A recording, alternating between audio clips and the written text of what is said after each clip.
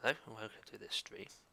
This is just a continuation from the last one about what I've done with these systems. So yeah, it's just today just to clean up and put them together. I've just been a bit busy. So yeah, so what I've done is for the last one I've just completely taken out all the boards and the rest of the systems. So yeah, so I'm going to show you the difference on these systems I'm doing and what I'm going to be doing with them in the future. So first thing is these the 4 systems I had. I cannot take this system board. You can't remove. Well, you can remove it, but it's the way they put it in is awkward. There's 10 standard screws that are in the motherboard, but there are 4 hidden behind the heatsink. You have to take the heatsink off to take the screws out, but I have no way of replacing it at the moment, so it's just a general thing. So it's staying in there. I don't know why they did it, but it's cheap. But also, like I said before, this one's missing the AGB socket, so it's like a sort of cheap way to do it. Anyways, that's what that is. But what I'm going to show you is the very hardware that is advanced over certain years. So this is, so I'm going to show you different things. So yeah, that's why this is here still, because there's a certain part here that I need. So as you can see, there are 4 motherboards, including the one in here, and I'll explain each one. They need cleaning now, so yeah. So they're facing the same as where you insert the machine. So this is the oldest one here. This is from the IBM system. This is a first of all, this is a Pentium 4. Can't remember the speed, but it's the general. This is the next one up, another Pentium 4. This is the AMD 60 Athlon 2 6400 dual core. And this is my general system, which is a i5K.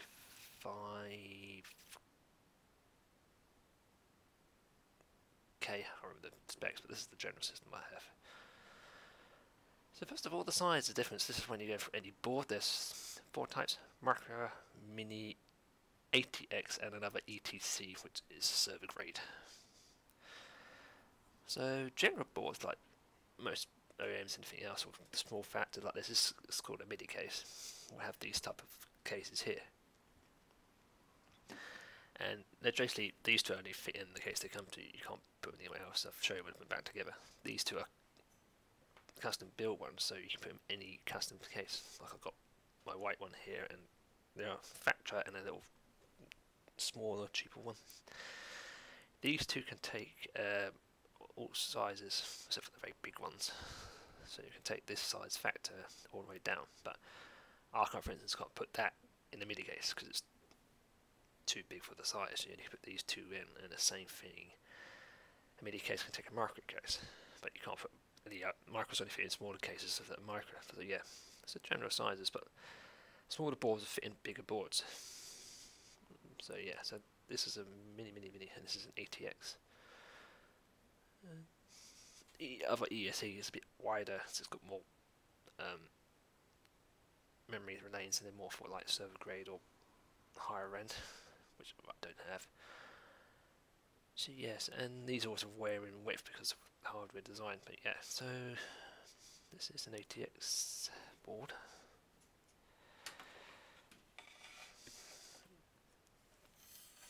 So the way you can tell an ATX is that it's got additional connectors here, so there could be SLI and anything else, so that's how you can tell the difference. But normally it stops about here, normally on MIDI boards, and these are normally a bit more pro because there's a 5.1 card,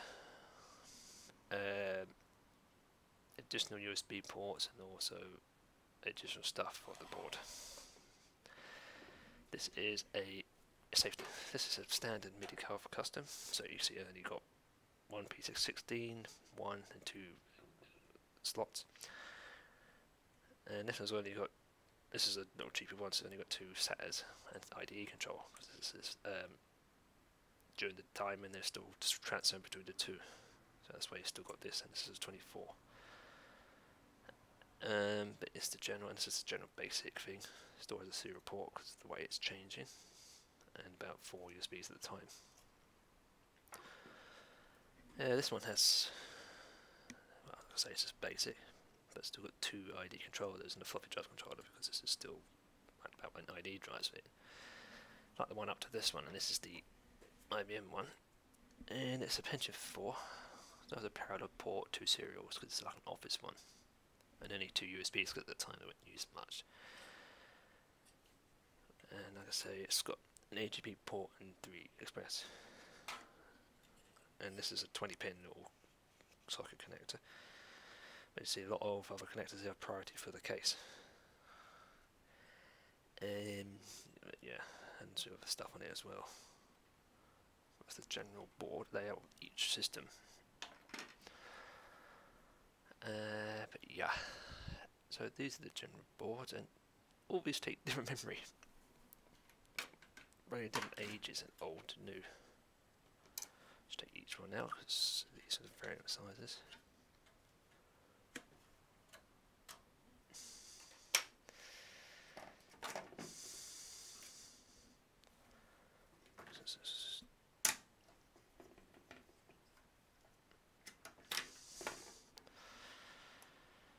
So this is what most machines from, I'd say Pentium 2, 3 up to this 4 used. This is called a SD-RIM, the PC133, and then this is what it used to do, single board. This is 128 megabytes, and the way these identify is there's 2 notches on here. This is the general one. That's what came with the system, and that's what they used to be like. Pretty expensive at the time, but yeah. I think the sizes went up to 512 megabytes. Next up, which is this one here. This is when the DDR came in. This is a DDR. It's got 1 notch here, and this is double-sided as RAM. And this is a PC 3200. This is 1 gig. And this board is actually maxed out. It's running 2 gigs on this one, and it's maxed out to it.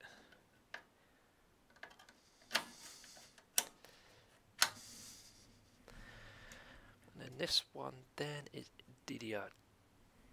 It's got a lot more connectors, and not just different size, so you can't put them in the wrong file. And this is 2 gigabytes, 800 megahertz, which is a PC 64. And this board's up to 4 gigs, which is, it can go up to 16, but I can't find, don't need to bother with that with this type of board, but 4 is enough for the jobs I need to do for this. And this is, what I presently have in here is DDR3, so more connectors, and the notch is different. And this is a Kingston memory, and this is an 8 gig. I think it was a 24 hertz on this one, yeah. So yeah, this is the general, and this is like, it says overclocked, so it's got a larger heat sink in that. And this board has up to 16 gigabytes of RAM. And this board has unique connectors where one's fixed and one's open, so I'll just put that back in. So I don't want to be messing around this much. Okay, so that's the general board there. This light is also PC Express, and this one has this ECC chip on. This is by Asus, and you can see it's this is PC Express version 3. That's why they're yellow, and these are the standard 16.2. But like about this board, is easy access for all the connectors. There's loads of connectors on this, and this one also carries an 8-pin at the top. So this is the general, and this is the general stock of all Intel fans. The AMDs have changed from the Ryzen onwards, but yeah. So that's the 3 boards in the memory. Just move this down so we'll get everyone in case soon.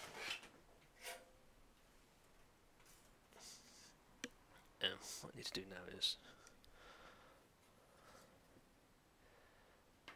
put that one there there for now. That one.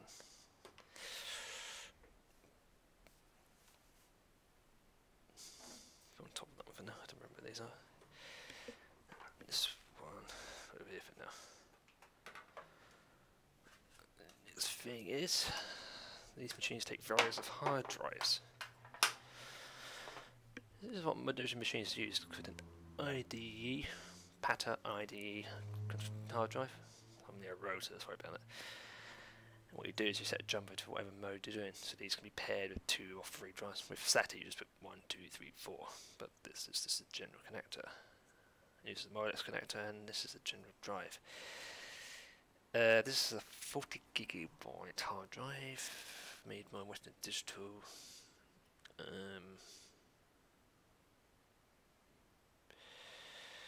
Manufactured in 11th of September 2003. So it's a general drive. So this is one of the drives here. And this is the general one that most people use as a SATA drive. So it's got 2 SATA controllers here. And this is a Hitachi Destar, which are now owned by Western Digital, I think. But it's October 2008. And it's a 250 gig hard drive, and this is the drive that goes into my test system. That's when I go back in there. And this is what majority of the systems now use. This is a 2.5, so this is designed to fit in laptops and desktops with an adapter if the case doesn't support it. And this is a solid state drive, and this is a Crucial M500 SAT6, and it's 250 gigs, so okay for my general usage. And this is pretty fast, and the new ones now are M.2, which are even faster because it plugs straight onto the board. But if you're going for any machine or upgrading, this all allows to use a change to solid state, a lot quicker and more durable because you can move these around and won't cause any damage. So that's that.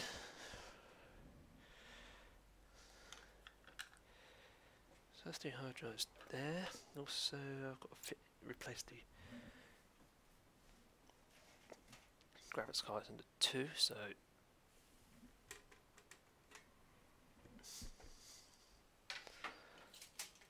couple of cards I use. So yeah, I'm just going to get these quickly.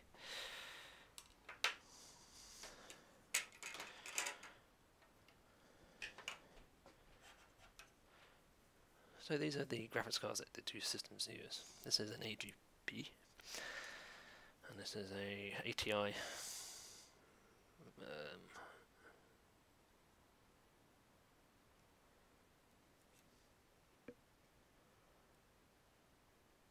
Actually, I can't find the model number on this. It says R92LE, I don't think that's it. But this is 128 megabytes of memory. R92L. I think it's a Radeon. And 128 megabytes for that one. That's going into one of the machines. And this is what the latest one I'm using, the newest one is a PC Express 16. And this is a GeForce GTX 760 by EVGA, and it's an SX, so this is what I use currently. And it's got, it needs additional power, so you've got an 8-pin and a 4P ETX power supply. And it's got all the general ports for it, but yeah, this is what I'm using at the moment. But like I say, I'm totally going to upgrade this because it's having trouble with streaming sometimes with encoding. But it's doing a general job. And like I say, this is the general thing I have at the moment. So that's the main board one. Also, I've got drives and general stuff here, and these are the 2-power PC Express. So this is a standard USB card. It extends the USB 2s. Had this in the original machine because it only had limited ports and you need a lot of USB, so this is ideal. This is one that you can fit in. It has an internal one as well, so when you fit this in, some stuff originally used to come out with a cable you feed out the back of the machine and then into the back port, so this is handy for leaving inside, maybe so it would be powered all the time. This is the standard card. I can't remember the manufacturer, but it still works and durable.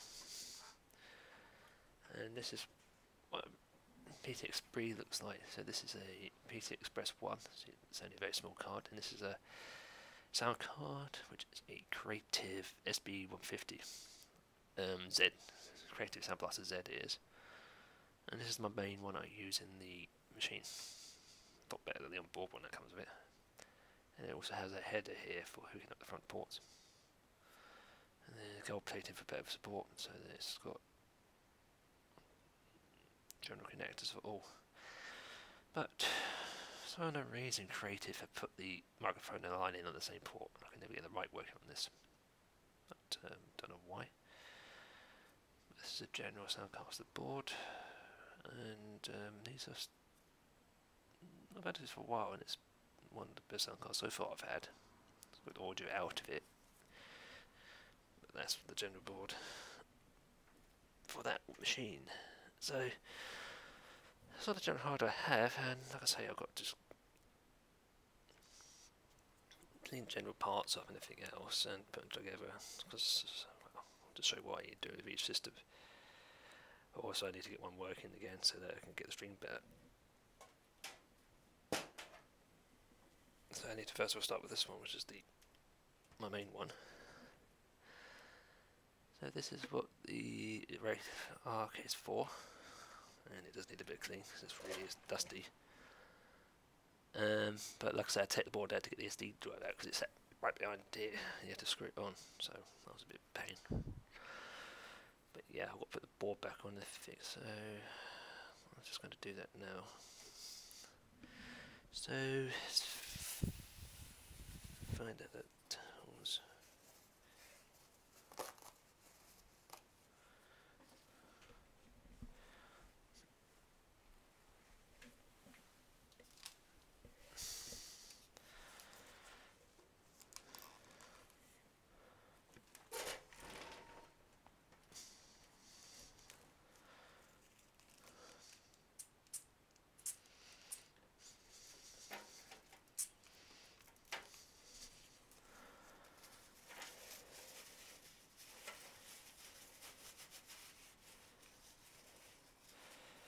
Yeah, so if you take all the cables out and everything else, you can use the case just to spray, like, not a brake stable water or something to clean it out, because these things do get very dusty a lot, and it works to get rid of the dust.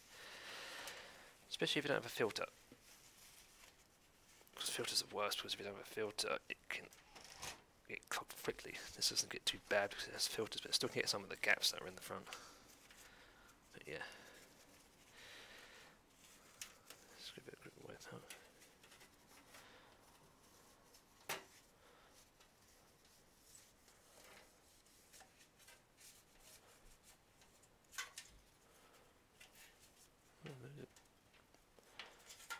That's it.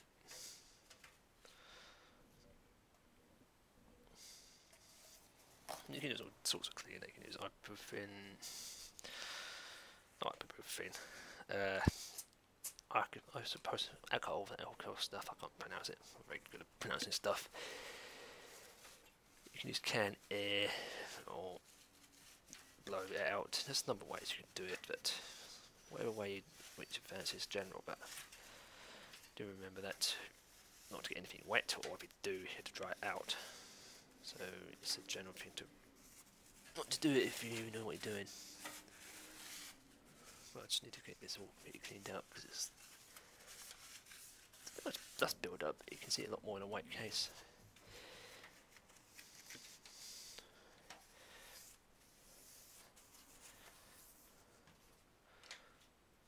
Brushes are also ideal because you can get them into most areas. I know it would be boring with watching you doing this, but I'm just doing this because I just want to show what you can. I'll be rebuilding this anyway, so yeah.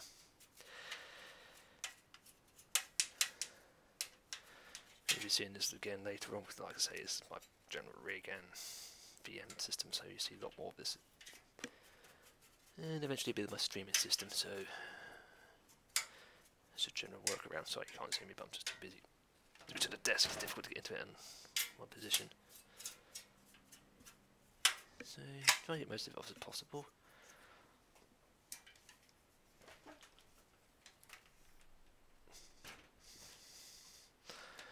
Like I say, there's a number of ways to clean it out, but you can do what you need with it. Doesn't mean it's perfect because, like I say, there's general stuff that needs cleaning. Isn't totally done.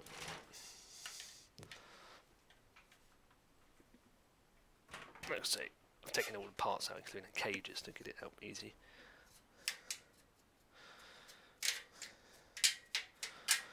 But large cases like this, and if it doesn't have much in it, are easy to clean because they're very easy to do. Some have really nooks and crannies that you have it, especially some cheaper cases, odd bumps in it that you can difficult. Generally, you do general stuff with it. Like I say, it's got filters, there's minimum damage. And this has got rubber feet on it, so it's a general board.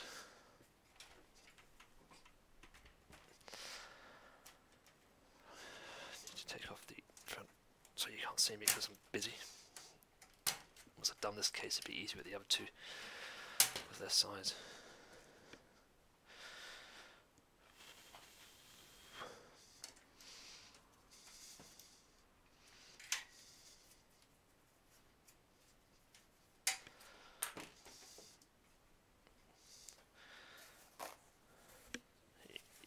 It's easy to feed the cables through, but it's difficult to get the cables off this.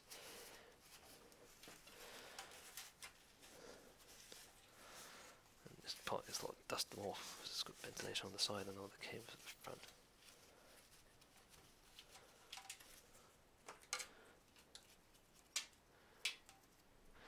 It's more dusty up here because it's where gaps are coming in. See, so you still get dust in the system even with filters, but there's a top location, but it's not as bad as without them.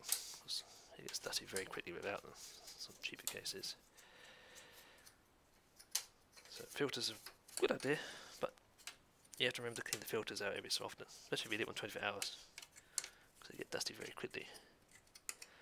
Just doing this to make sure I get doing the stuff. It's got web spiders and things in there. Let's see, should be okay for this board. Yep, that's fine. That's fine. I did a day where that all was done. Everything done.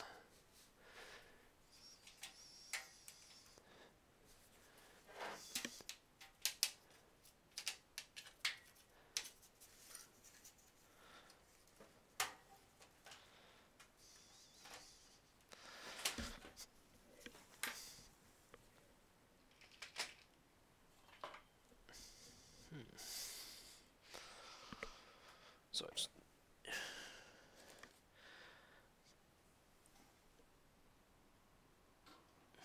actually going to move this. It's better.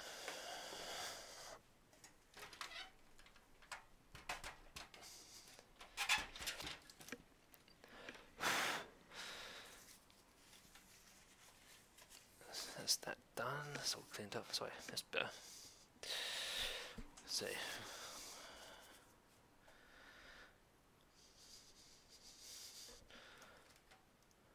I'll leave this off in a minute because I've got to do something to the front.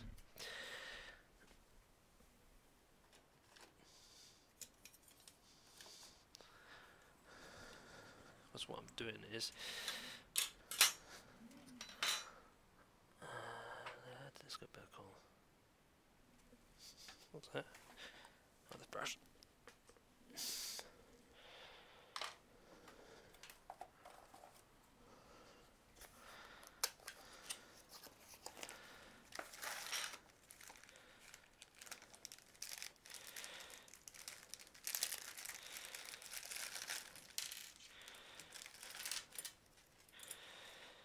Where did they go?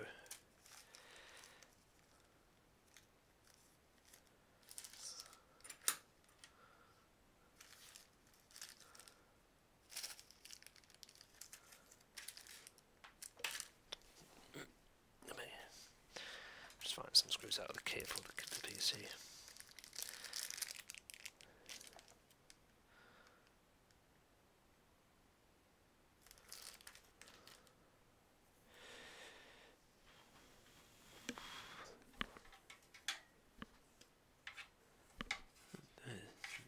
They're really bad in this cracked.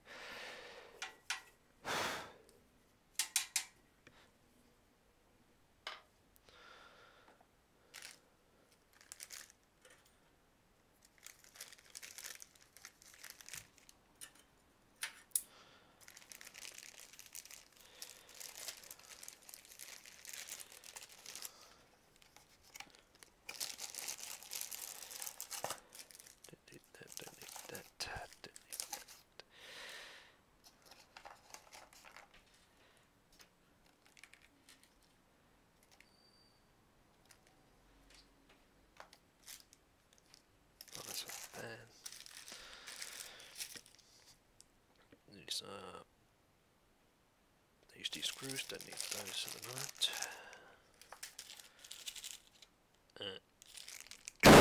Excuse me. SSD screws, don't need those. Oh, so many. Motherboard screws.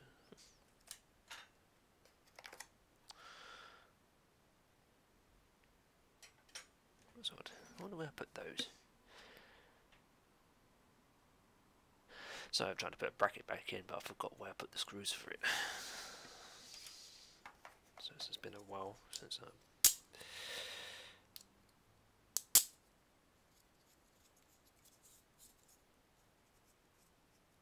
had to find those later on, so I'll have to do that later. It's an easy thing to do, but change that later.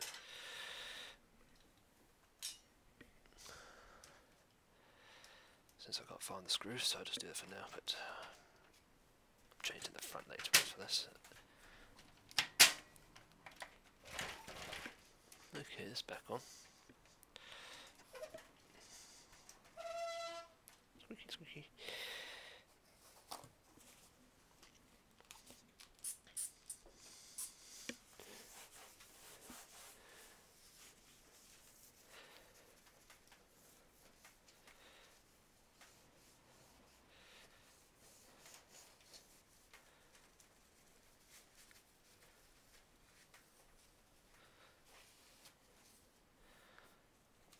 Oops, put it on a bit like that so everyone see it. So that's all the entire case cleaned up. Bomb's okay. Filter on board, that's fine.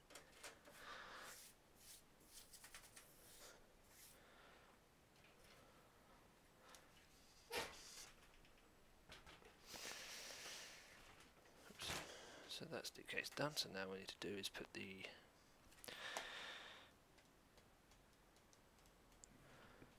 board in first.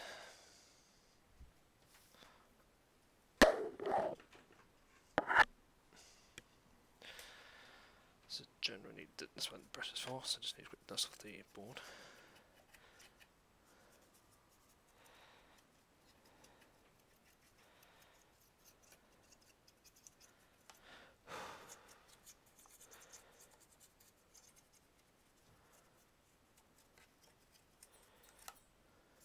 Just around the IOs. So the port's going to get clogged up.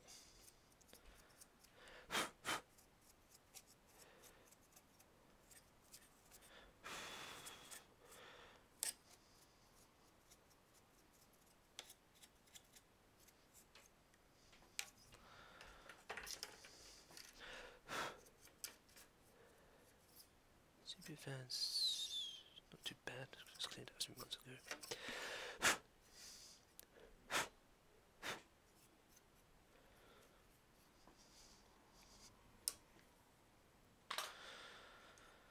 Board all cleaned off, back's okay, not too dusty in there.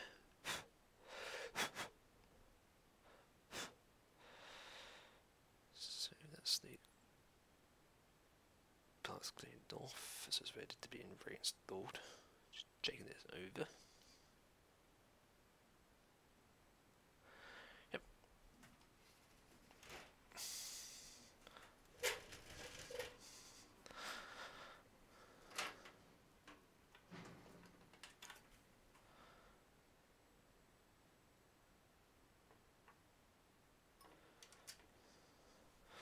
Actually, I'm going to do this downwards because it's easier.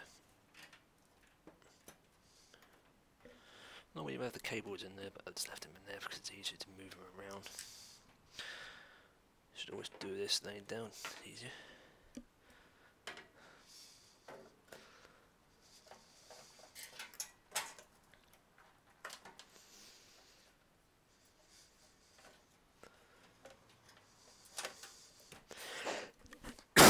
Sweet, got all the dust and stuff.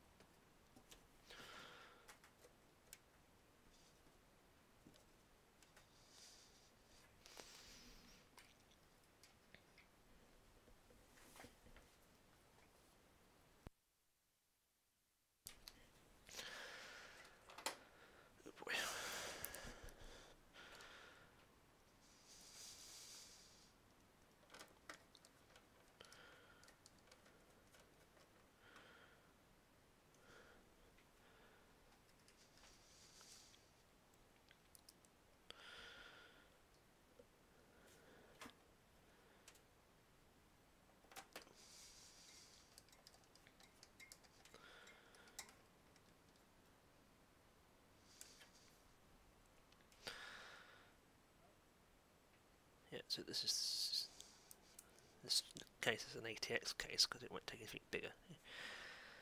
Take a wider card, but that's about it.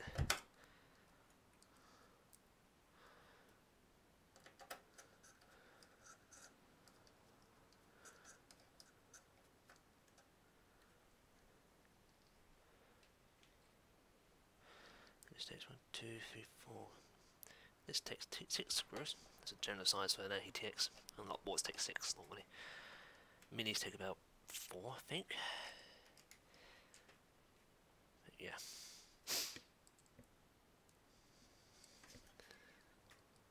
Maybe don't over tighten the screws when you put them in the motherboard because you could damage it. Just tighten to his.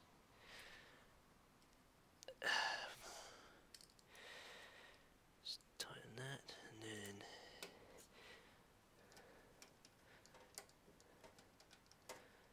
normally we don't have any cables in here, but there's some in it. So that's all done there. It's all secured, and all the OSOs are exposed. So they're not hidden. That's the best thing to do. Journey's got a PS2. Most of them still have that. 2 USB 2s and display port, HDMI, and DVI and the VJ. These are the onboard GPU. The USBs, Gigabyte Ethernet, and the 4.1 sound 5.1. So yeah, that's the general of this board. Rehook of the 8-pin that's on the top.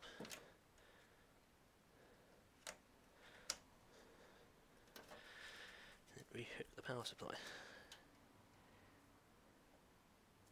This thing was really solid on last time.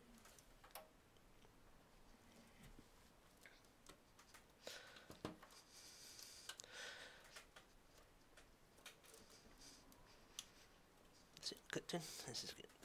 That's it.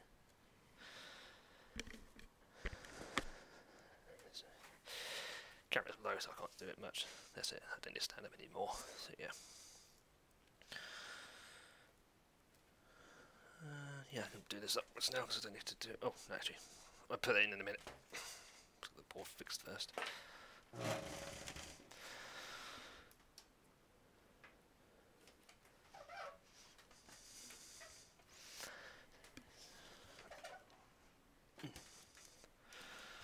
So I need to do is reconnect the front header. Now in this says the USB. And this motherboard came with something called Quick Fit. And something else the Gigabit does, but it's basically a little block which you just put the cables onto and then just plug straight in, so it's easy to connect. And this is the USB 2 header.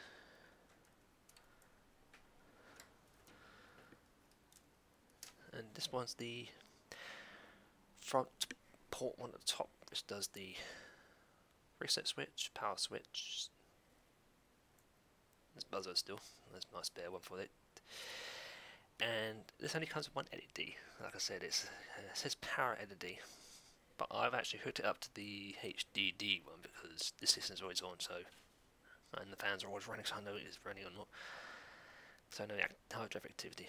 But this is called the cube block, so it's got you just fit all the connectors onto this big block, and it's exactly paired to what's on this slot. So you just do it like this, get it all like this, hook it in, mark it where it goes, plus and minus, and that, and then simply just only goes on one way because of all the pins, and it just simply just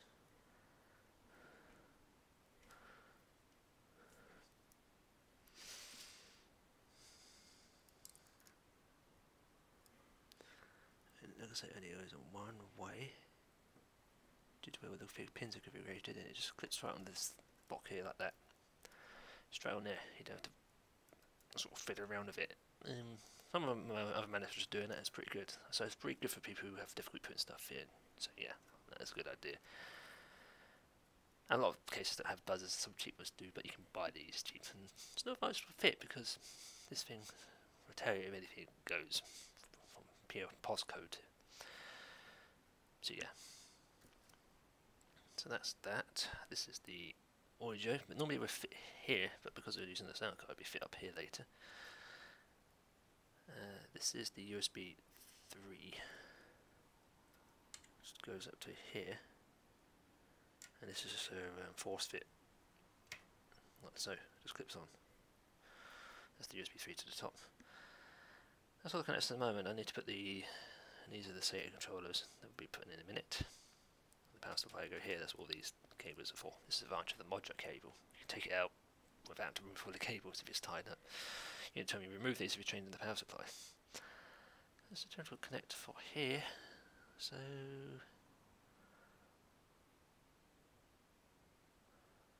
next thing I will need to do is to insert the... I'll put the power supply in first because that way it's out of the way. And then put the fan in. It's slowly put anything better together, but let's see, it's general for most. But yeah. Let's see now. Yeah, so it's a general board. It's all there, it's all there. It's a general. It's got two more USB 2s. Maybe like a card reader or other USBs. What's next to put in? Oh yeah, power supply. That's over here. So this is a modular power supply. Switch to the back. Because that's good, and modulars are basically all the connectors just clip in what you need. So there's a ATX, which is the power. Peripheral ID SATA, that's all the Molex and SATA controller. There's 1, 2, 3, 4, 2, 5. Varies depending on the wattage. 2 CPUs, like server based at 2 CPU cores, and 4 PCIe. The reason that's 4 on it because, like for instance, if you SLI and anything else, then we need multiple, and this card needs 2. So yeah, well, that's the general on the back of this machine. This thing, and this is an OCZ. Like I say, they no longer deal with these. And this is a very old power supply, which still goes well. Bronze plus, I think it is. Yeah. And it's a 750 watt overkill for this because the GPU is only 500. But yeah. But it adjusts itself, and just say this one's been pretty good. And also, this has an automatic fan, so the fan will run slightly increases when it requires more. There's like a thermostat inside here, but yeah. But it's not dusty in here because it has the filter on the bottom. But what I'd do is I would just go out now and give it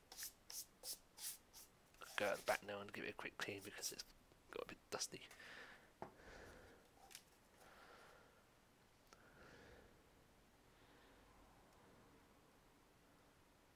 So yeah, so you can kind of, this is not too bad, and you can open these and clean them, but it's risk of high voltage unless it's been discharged, and that's how I wouldn't do it if you're not sure. You can just normally poke a can down to spray it, but I advise put it in an open area because there's a lot of dust comes out, especially if you're running for all the time without a filter. So yeah, so I'm going to do that now.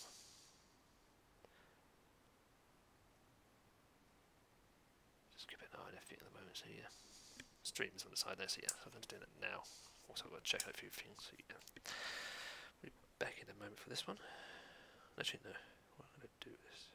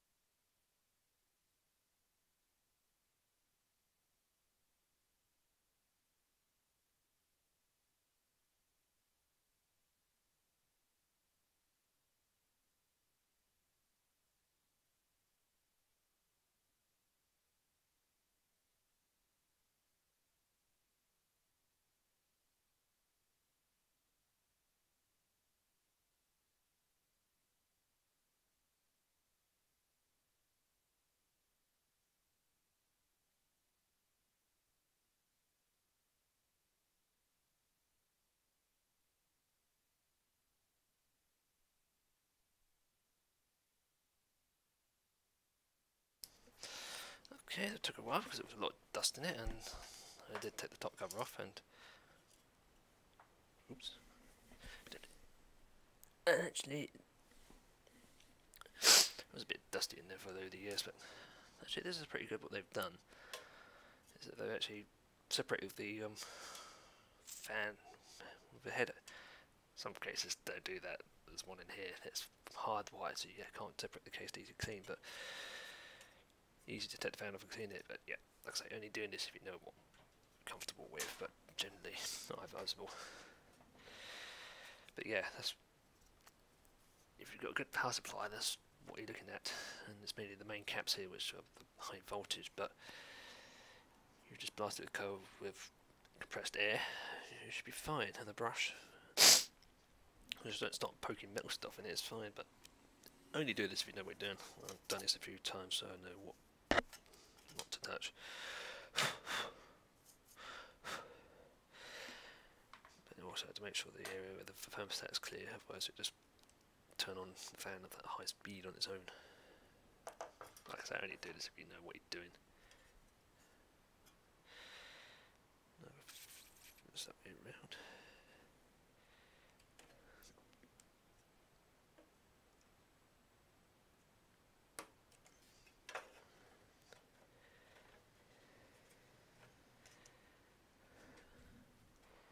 Nope.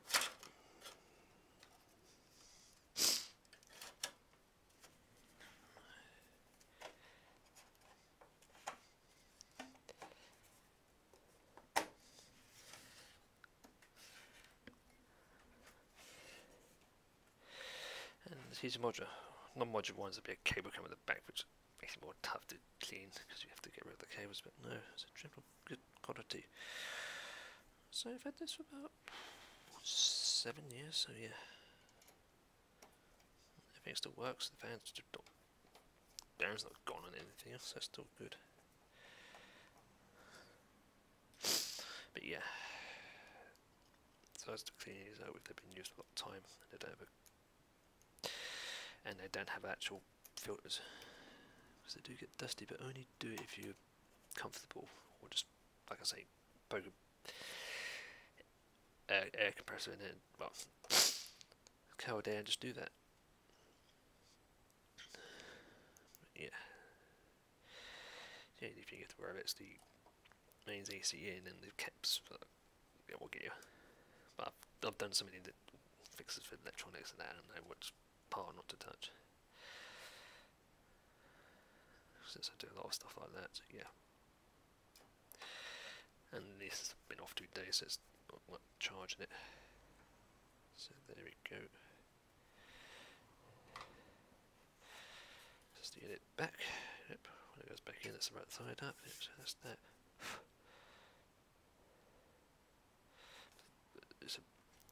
It's good. It's weighty. It's light as a feather. It's less than 50. And that's not going to last long, or take your system with you. So yeah, these are the general things you've got to worry about. So I'm going to put this back in. This one goes down because the air comes in. In this case, has a rubber on the back and on the bottom for anti-vibration.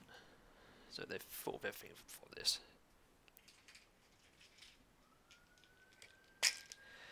Let's see, I need the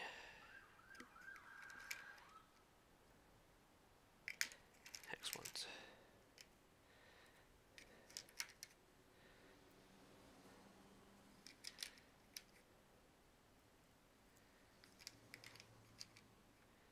Hex ones are always the ones you use because they're the ones that come with the power supply. So I'm sweating a bit because of all the dust and that, and the weather's not doing me any good. I do apologise for the sniffles. It's just warm round and it's not doing me very well.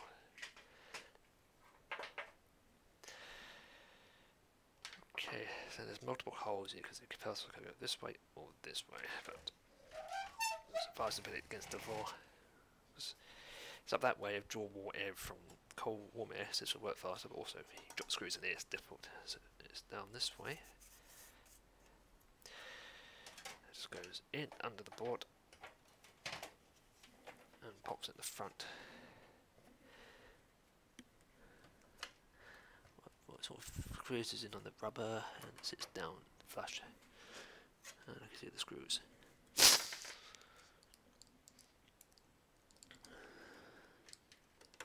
So it only screws in one way. There are two 4 screw holes it has.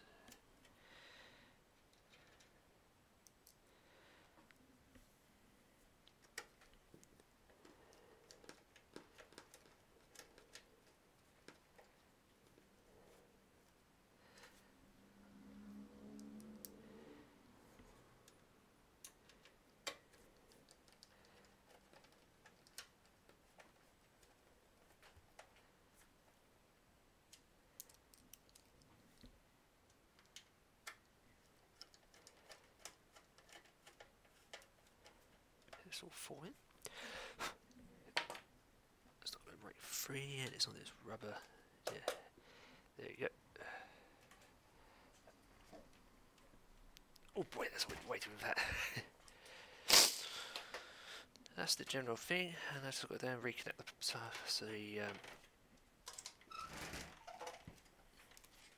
reconnect the actual power supply. So first of all, we'll reconnect the let's say PSU only because they tell you which N goes in what. So I think this is the CPU.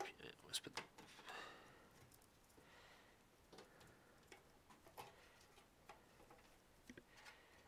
the main one in because that's always the biggest one at the weight. Sorry, I've got a camera at this angle, so it's a general thing. It goes in the top.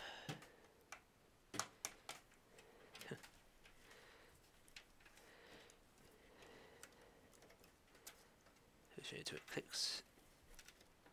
Sometimes a bit stiff to put in, so yeah. Oops. Into it. Clicks in. That's it. So then is the power supply. That's only 2 for the 8. That's that.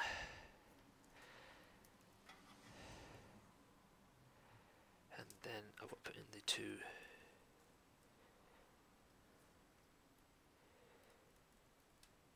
Actually, I leave the 2 for the gravity at the moment because I've got to access the other ones because I took them out, so I may not be using all the same parts as before.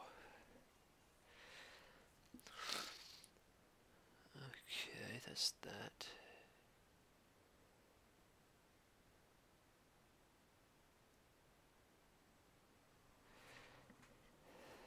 Okay.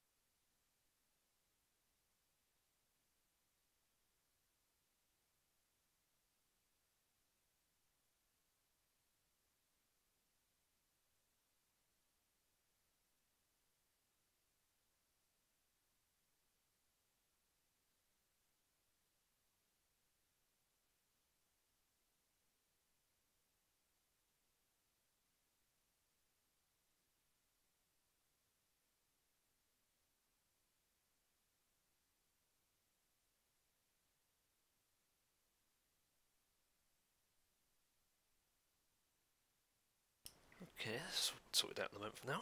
Been another couple of hours when you do that. So yeah, so sorted out now. So what I need to do next is to put in the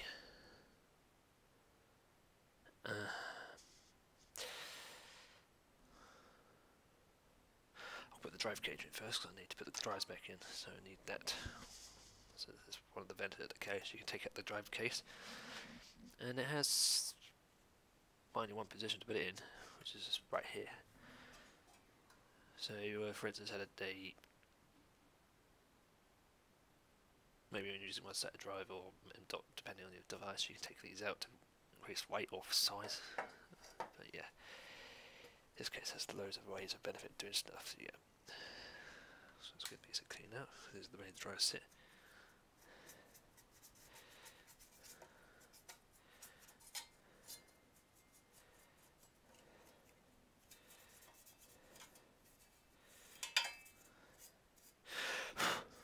So these do give out a lot of dust,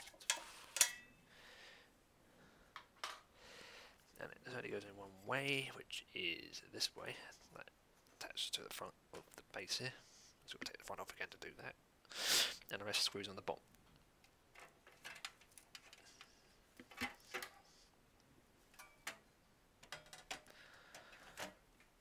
So some cases can do that. So I've got to first of all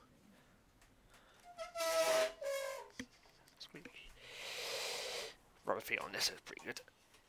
Let's see, I'm going to take off the front.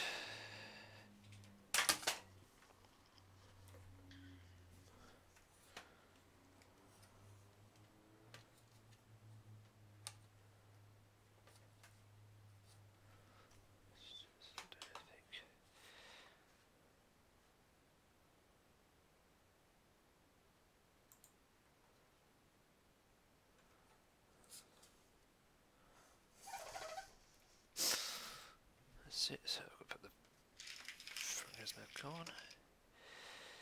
Now what screws did that? Must be these.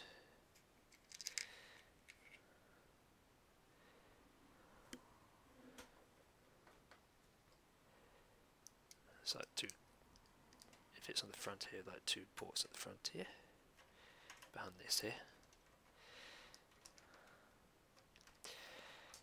So I'm just putting it back on.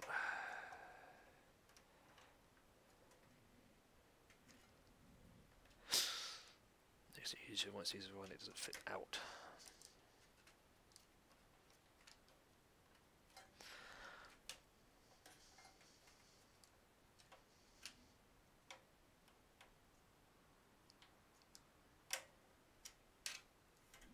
So, right back on again.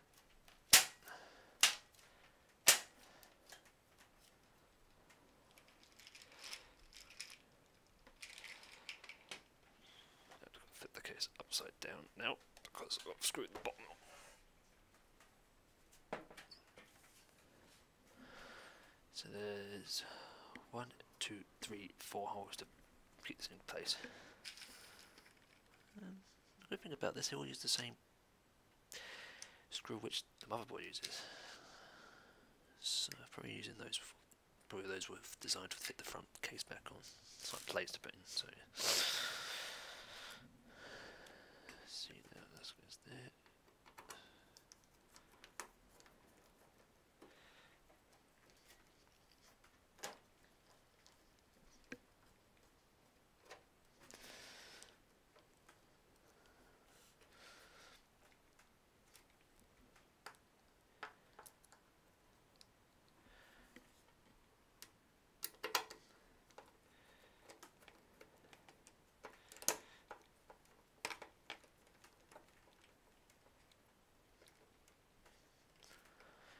This one takes the longest to build back up because there's got so many bits in it. It shouldn't take too long, hopefully, but what we're doing today is just showing how to do each one and just still testing the laptop to see if it does any good. So I know maybe not much going on, but it's just ideal for. I just do this because I want to. You don't have to watch it, but they're not going to all videos going to be like this. Some information is going to be good, but there's something I wanted to do just to test everything over. it's going to look, it'll be a lot better. Just letting me get more concentrated on how to do the camera and get more better at doing stuff. So yeah, so that should improve over time. Okay, so that's in now. So the other thing I have to do now is, what I do now is put the filter back in. Now I did, this has been clean, so the filter goes on the bottom and it fits onto the two case fans. So this one's the PSU and one's the bottom fan if you have one fitted. Oops, upside down. So it's doing latches again at the bottom. Now in the R Fracture 5 and onwards, they've actually designed it as this comes out the front, which is like easier because you don't keep doing this every time, pulling the machine out just to get this out to clean the filter. So yeah, that's that. Flip the case back up. That way it runs. Let's see what's next. The camera's in an odd angle, so that's why I have trouble. I'm not going to go around the front there, I don't feel like fancy doing that. Let's see what's next. I'll put that into the last. I'll put the dryers in next. So I need the two cradles for now, which are these two.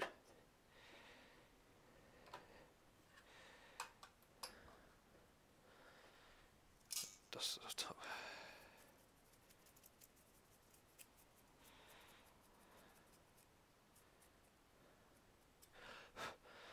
So this is the Western Digital Blue.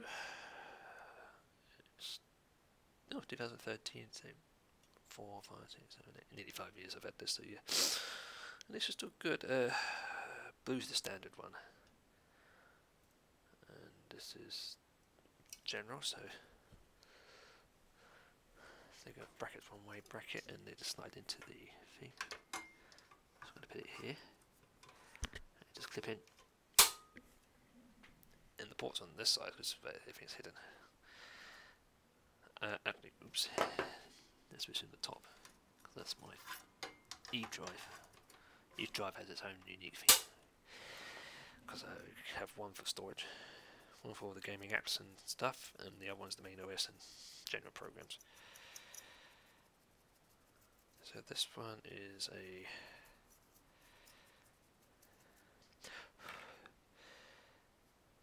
a black version, just faster cache and speed. It's same year as the other one, 15th November 13. And this is a black edition. So go below, so I know which zone it is. That's the D.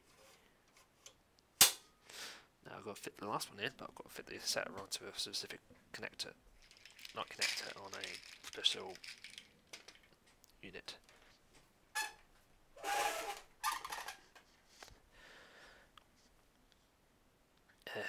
Oops, I'm in the box. Sorry about the sniffles, but dust does that. Let's see now. With that box full of cables, I took everything out. So many big parts.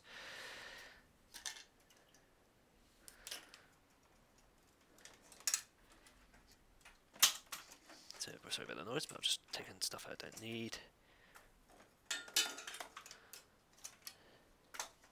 So I did a bit of a tried to keep an order of the same place of each machine, but I just did a few other jobs while I was taking the machine apart. So yeah, sort of trying to get all the right bits out for each machine. Yeah, here's some. There we go, that's what I'm looking for. This is one of the brackets, they're all the same in the entire system. And this is the cradle for the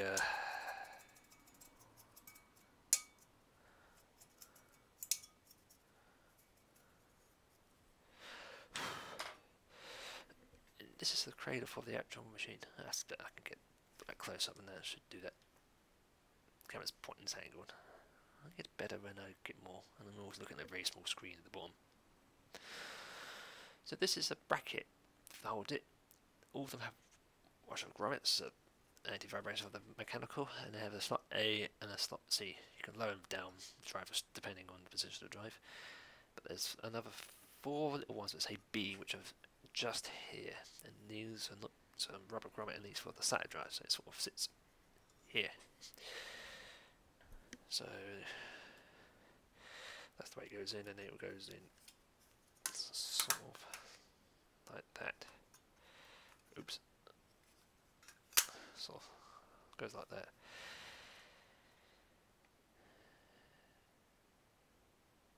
But like I say, on one of the newer versions, they fix the problem at the back. We can just clip them on. But I'll just put it back in this cradle because, like I say, this machine will be eventually the streamer one. So I may use the drive in another machine, or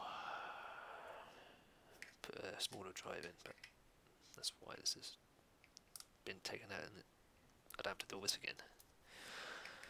And also reduces the amount of power connectors I have in the back of the board, because I had about 3 or 4 because of the length of the cable, so this makes it easier. Allows me to rearrange the machine a bit. So presently this has 2 optical drives to remove these and stuff, but eventually one will come out to go into the other machine if it's still healthy, or yeah. It may come out, it may not come out, depending on what I'm going to do with it, so yeah. So this is the general. Just got to screw these 4 in.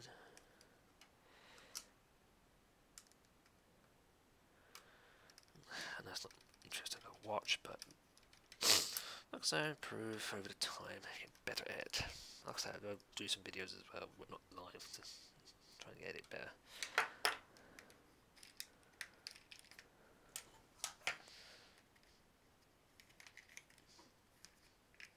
This you can then take the little plastic clips out with that and the this little thing. So there it is. That's the other side the tape fits in. That just clips into the bottom here, and that's the clipping. So that's that.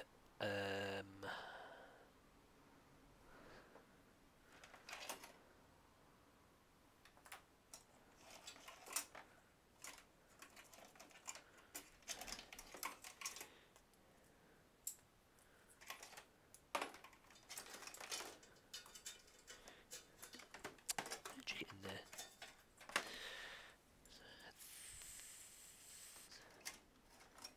Yep, 3. That's the saying about it is the static cables, they're definitely lamps. That's the saying about it now. I had to use another one when I used the when I put it on the back, because it sits over here and the 2 drives are here, so it was quite difficult to put them together. So, and this is the shorter length one, so I did for the bottom, so that's one reduced lot, and that go back into the bag for this start. So yeah, let's get these a quick just over. So it has 1, 2, 3 for that, and the connector there, and it says there PSU only, and it only goes in one way. So that would go through the little hole here, and it would go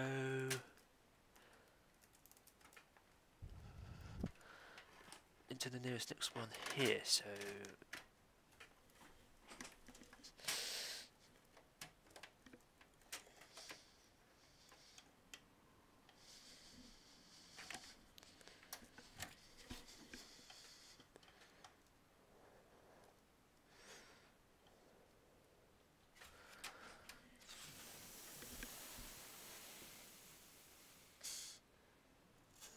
oh, that's right, it's upside down. Duh.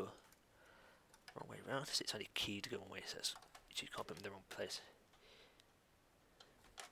That's it. That's 1. That's the power for the 3 drives. Yep.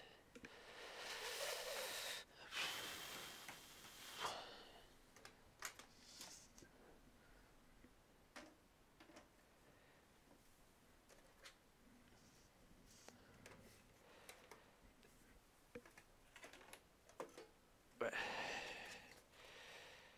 These are my optical drives for this machine.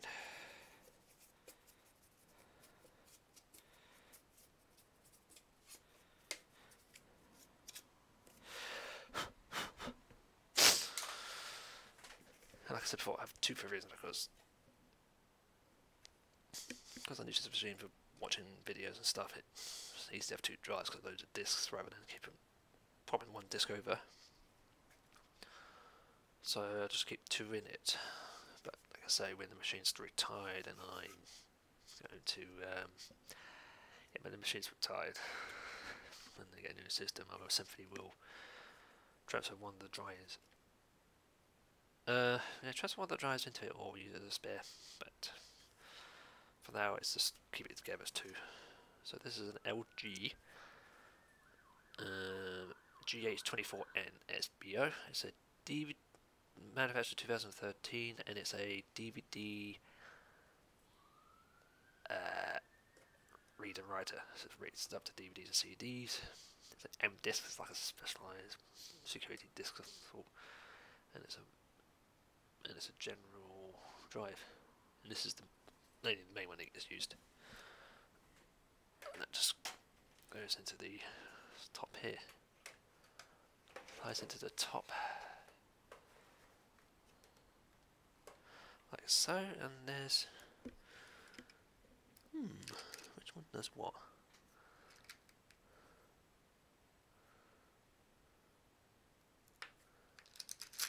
Thumb screws everywhere.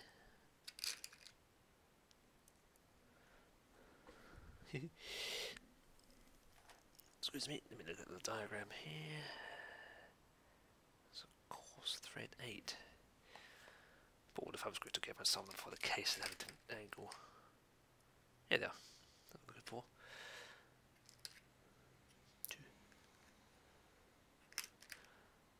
Some are like they'll divot round and screws. They're designed to fit on the case, and the ID ones are a bit more finer and flatter. And there's 8 in there, so you can't miss them all.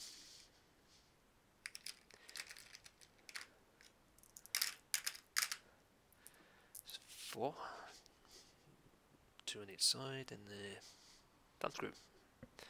Some cases they clip in. This one just thumb screws in. So you want to line it up and then screw each in.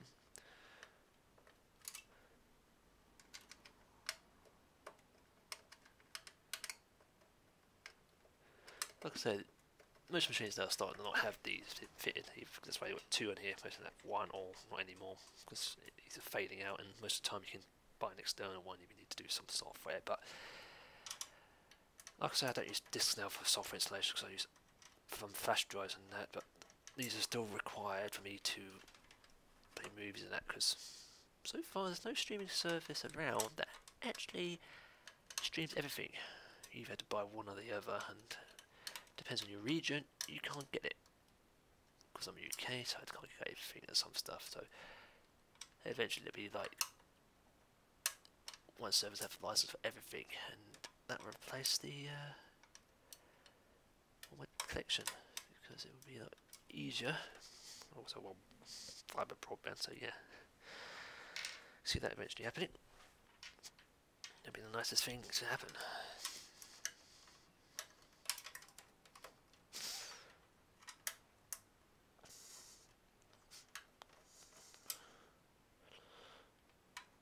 So one of the screws has been a bit of a fight on me.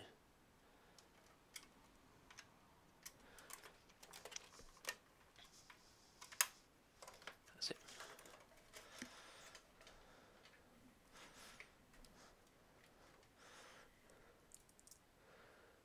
So this will go into there.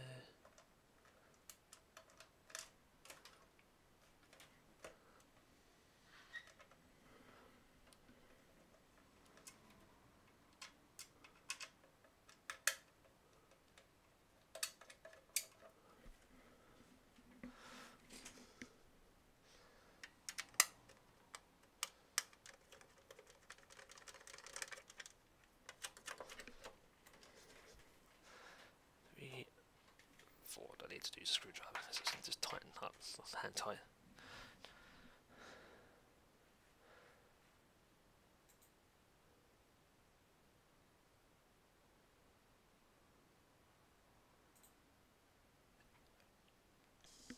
So that's that. Next one in is this one. This is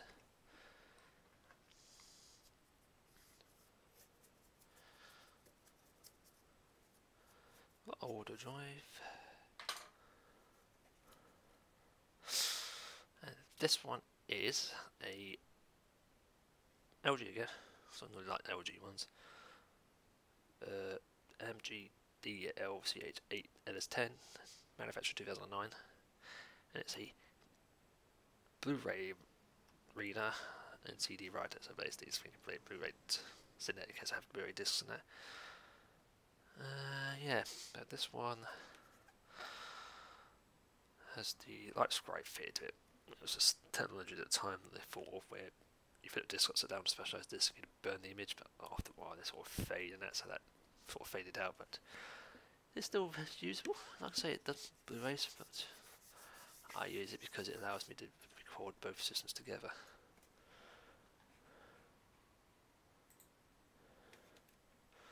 So that went back into there.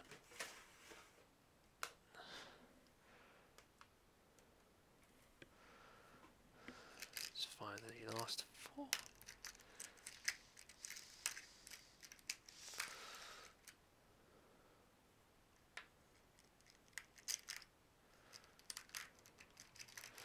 Say, you just take your time doing this, you don't have to rush.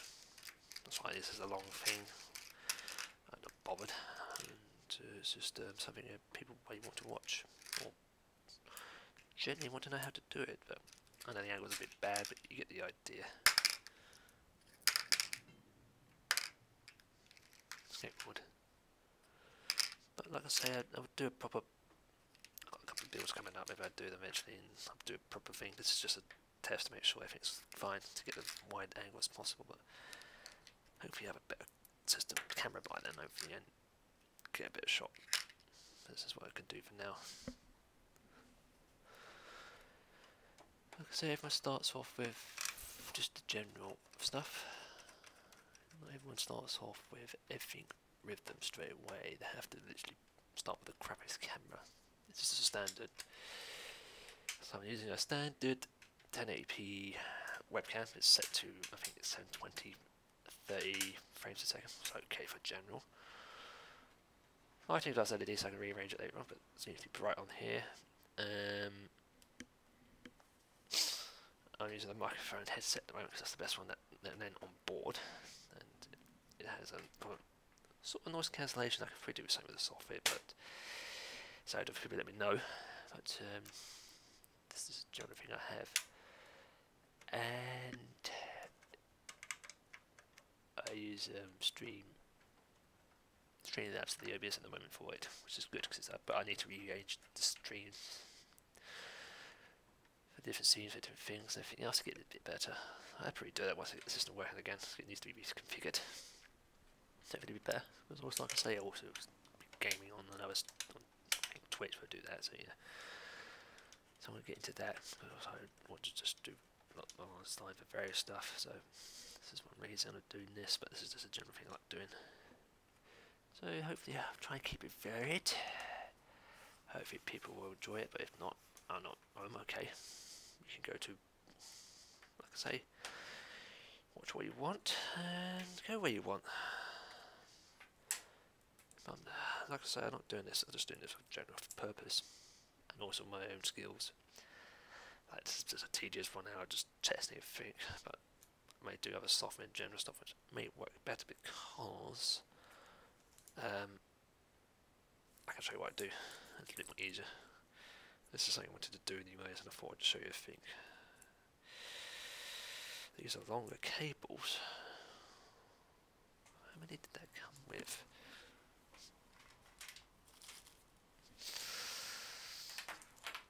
This is the bag for the came with the case.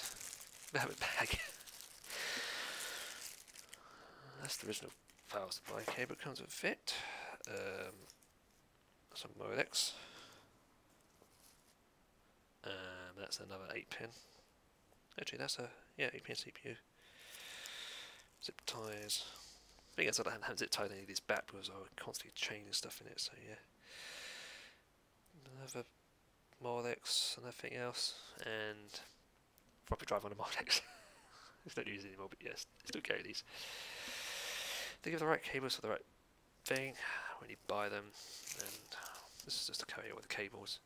Some manufacturers seem to put power supply in this and give you a bag. Don't ask me why they do that, but that's a bit dumb. See, this is perfect. Normally my build systems now I put them in the original box of all together in the box that came with the motherboard, but this is before I started doing that, so my bots are everywhere, but they're in a box somewhere and just finding stuff to get it all going. But this is the advantage of using a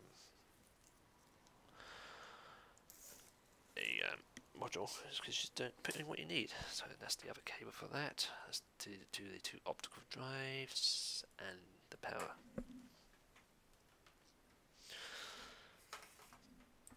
But like I say, just do what you generally want to do and you'll be fine.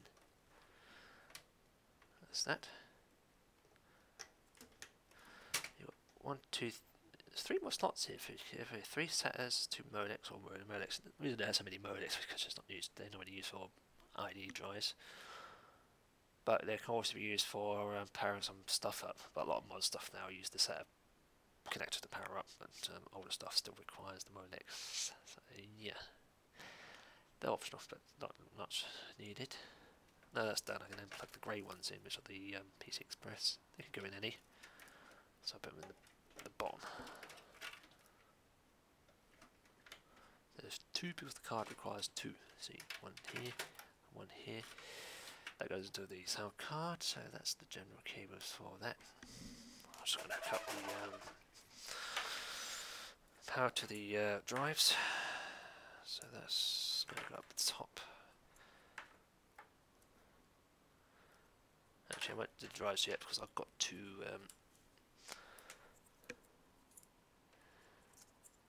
hook up the data first because they're closer to that than the power, but I'll just shove that up there for now.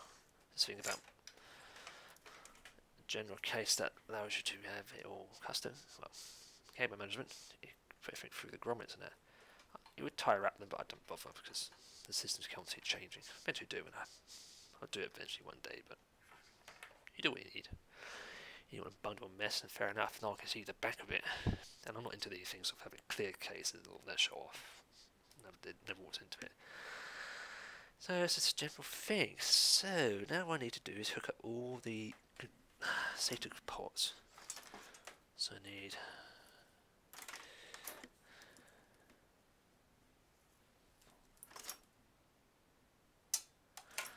1, 2, 3, 4.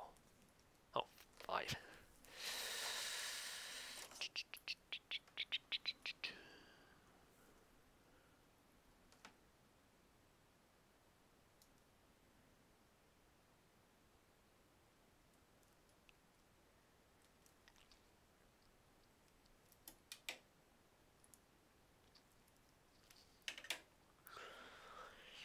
Okay, it's all SATAs. The white ones are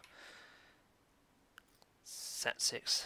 I don't think they make any difference, but generally the blue one's SAT2. So I use the black one and the yellow one for the optical drives because they're only at SAT2. I never seen a SAT6 drive because it's only reading a disk. And the other ones are going to be the ones for the hard drives. Normally you put the L1 on the drive and the flat one normally goes in the board because it's all angled. This board all sort of fit this way. Some fit on the top, some fit there. And the flat one, flat to flat is ideal also if you fit a drive on the side, so it's all flat. So yeah, they have their advantages in general system, but I've got to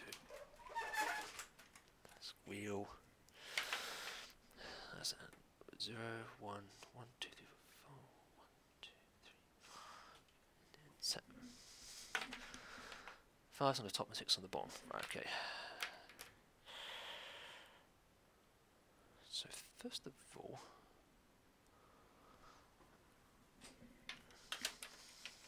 there for instance, this is the problem here. See, this board is the new obstacle is shortened at the bottom, so I can't put the L one, so it's be straight, but I can put the L on here. And this can be fed out any hole. And fed back in any hole, so it'll be in this one here. And this is the top one, so I'm going to be into this port here. And these are good quality ones because they click in.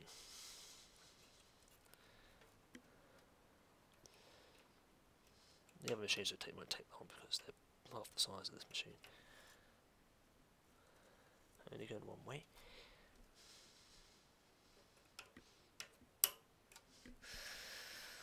Next one is the one for the top drive, so it's flat because of the size. It's failed on that one because it's so old. Same thing, goes out the top.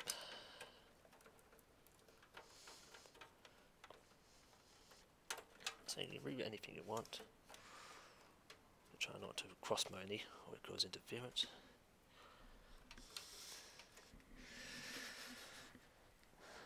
And then that goes into the bottom. Also, don't get too cheapy set of cables because they don't have clips and they break, but these have got little clips. That's it. And always go on the same way, they don't often do all sorts of things and they're in the same port. So what I've got left is 3 angled and a flat. So the angles will go onto each hard drive. So that should do. Let's have a look. Yep.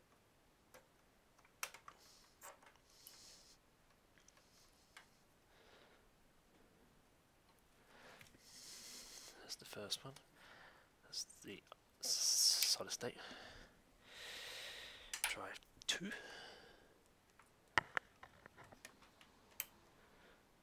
Right, that one's got a clip on it. Oh, that's handy. Someone of the Western District Black don't have a clip, it just goes, falls off, but this one clips on.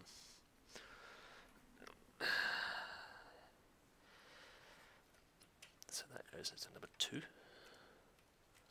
can put it in any order, but decided to put in boot 1 in each disk in order, and then your box calls into further down. That way it's easier when you look at the BIOS, it's 1 to 2 rather than trying to figure out which is the boot drive. I'll explain that later on when I do not booting because I'm going to do it on the other system later on. But yeah, and that's number 3. Clips in.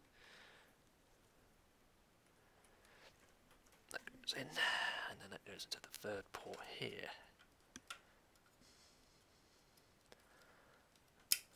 So that's all caught. That's all that done. I hook up the power to the devices. So that's only other one way, and these don't clip in, they just tight fit on. That's number 1. And then that's number. Actually, these ones are a little upside down. Yeah. That's that.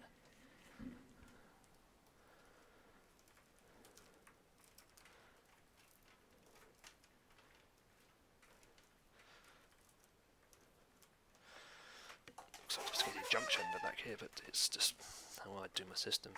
It's not pretty. And the back case I hold it on anyway, so yes, it's just, like I say, I don't tie them up. Normally I do a bit of job when I'm building other systems. So what I need to do is hook the power up to each of these. So that's getting in the way.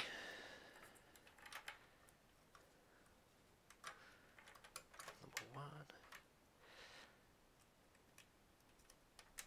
2. Put the slide it back on. And number 3. That's all of the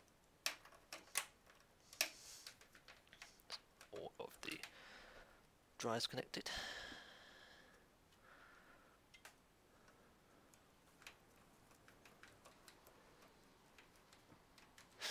that's that. Normally around this time you normally test it to boot it, but it's difficult to do because I have to do other things, so I'll do that later on. Boot would be the worst thing to do. But it can boot that way, or you have a headache. Don't often get them lately, but yeah. So that's the spare cable for the other that one. Next thing to do.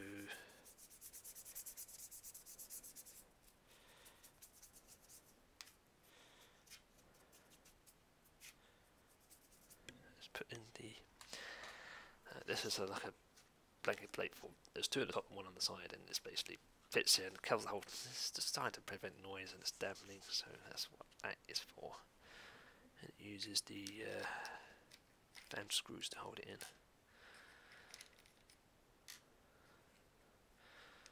Even though that's dampening, it's still pretty quiet. Every time you hear this machine, if I'm got the GPU at full whack and this kicks in, it's the only time it's loud. Other times it's you don't notice it. Do you hear the CPU fan, but that's about it. Like I say, this thing fit a water cooler in it, and there's a few other things as well, so it's very versatile. And the new one has better connectors and stuff, so yeah. All I'm doing is simply just ticking this up. Like I say, the camera's off, I can see, but it may be pointing too far down, but okay, it's sort out one day. I don't stand up often. Depends what I'm doing. But this is the only tool case I have, so yeah. That goes up the top there. Also, lights are. It's also very small ceiling, so I'm hitting tiles and stuff. That's the second one.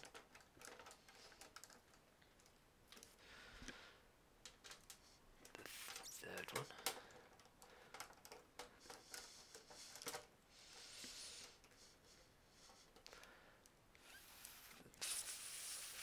Fourth one. So that's all. That's that in. Right, next one to do is to fit the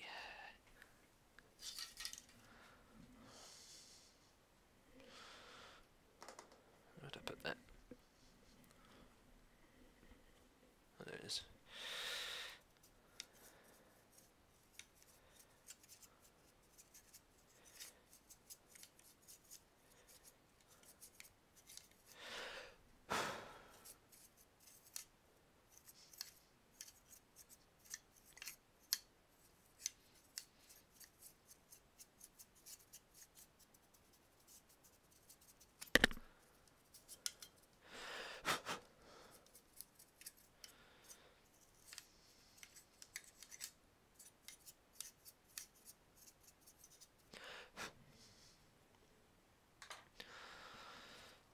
Put the fans in, so this is a 12 centimeter, but Arctic is a F12, and these are, both these fans are pretty good. They have a lot more fins than a general, so they're a little bit quieter than, well, slow speed a bit quieter than average, but I mean also is black and white, which matches the case, so it's fine. So yeah, this is a 12-inch, and this right on top. I know I've got a stack on top of that, but I can't. But the one carries 3 drives, so it's fine. She wants the back and sassy.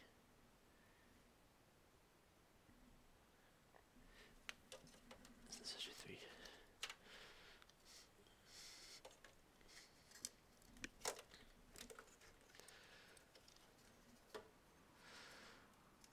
So the way the fan fits is the rotating part is where air goes in this side and comes at the back, but also there's arrows. So the arrows telling me it's this way up. Yeah, sorry, but anyway around. The arrows point. So air, the spinning part is where it draws air this way. So that's the part that sits in the bottom. And this is the part that sits up.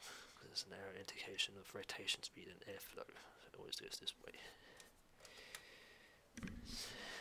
So let's put this back up. And all of this can take up to 14. take up to 14 on each side, so it's pretty good. Oops. One bit I've got to add. This case comes with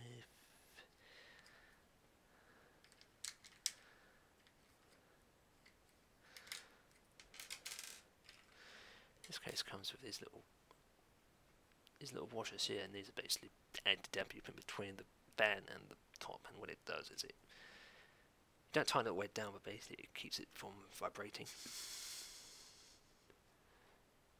So you simply just what I normally do is I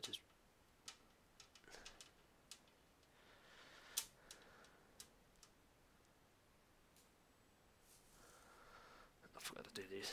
It's been a while since I've done these little things. Let's see.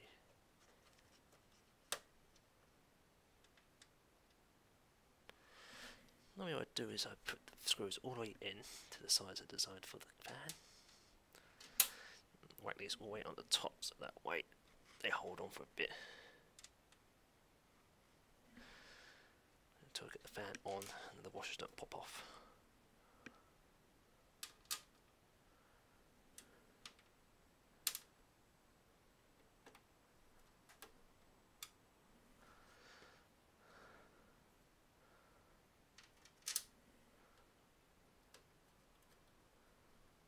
That's that, and then pull the cable through.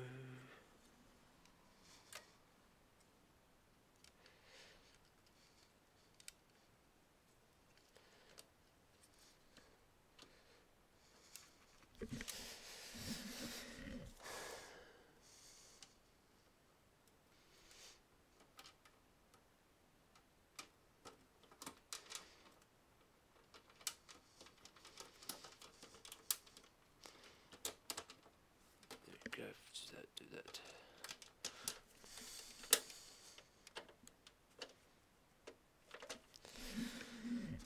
That's that.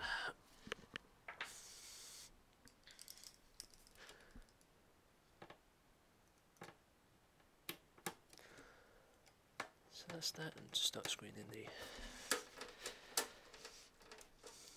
one bit at a time to make sure you hold it in and tighten these up.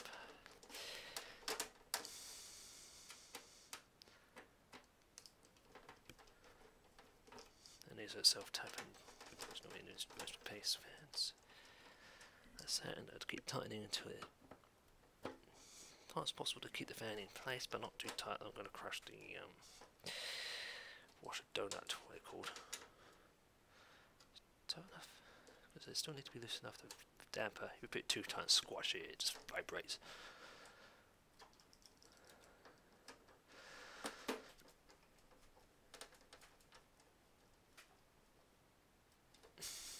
That's it, that's loose enough, and they're not squashed, and that's it.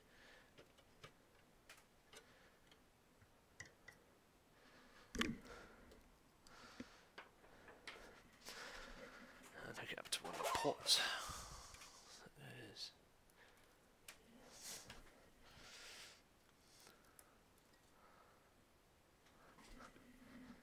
Our header 3's up here.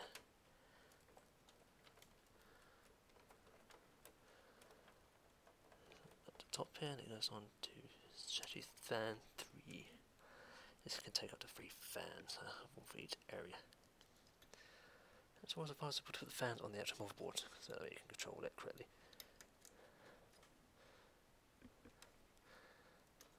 That's it, that's one fan. So that's cool. That one's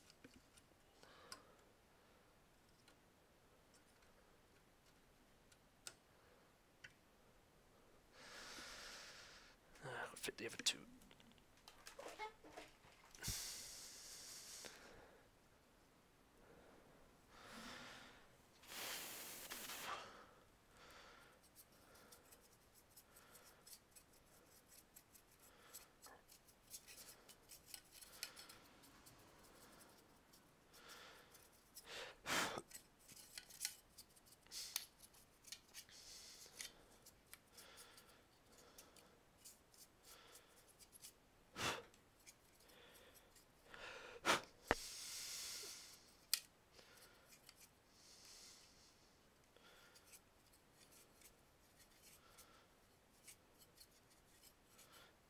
this out the room that these fans are okay and they're not causing too much trouble. Pretty clean. So this is one of the factory's own ones.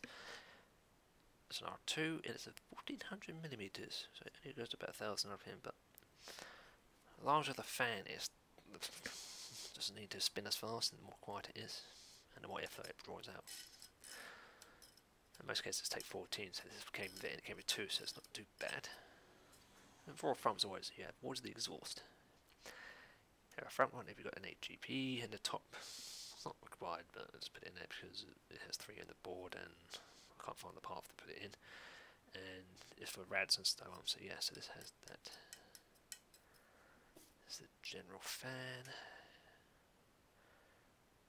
These are pretty good, so like before. Look at arrow of the flow, which is on one of these. There we are. The arrow here, but it's always this part that rotates, always draws the air through. So let's go on the back now. It did come with screws in that same thing before, but I had some of these little peg things you put in, and then you put the fan on, and it's sort of anti-vibration lock. You can put the fan in any direction, but like I said, that's what you show in the back, but you can put it anyway. But depends on where your cables go to the board. Because for instance, this only comes on the back of the board here, so it only need to put the excess cable in the front, but it varies on the board or on your how you want it to look. As long as it doesn't get in the way of anything, you're fine. That's where tie wraps work, but I don't bother. Should do, but I've never done that. This is number 1. But these are a bit fiddly because it could go through to both holes.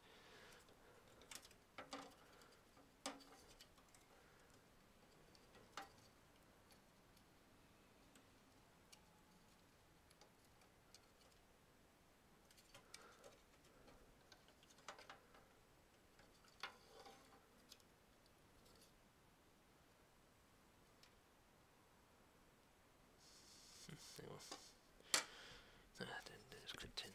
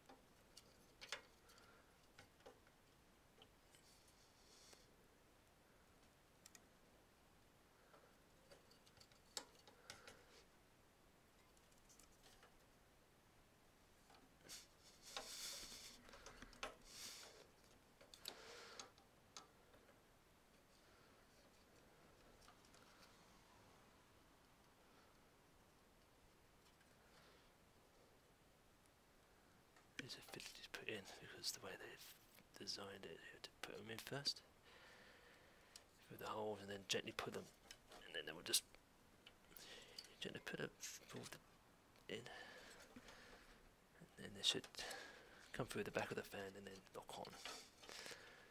But if you put it too hard, you can break them.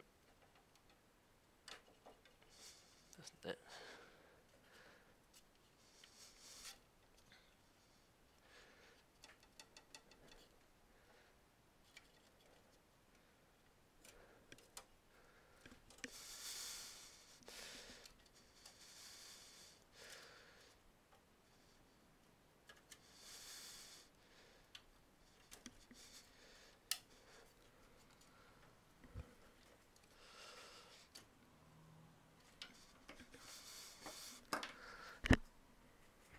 Oh dear.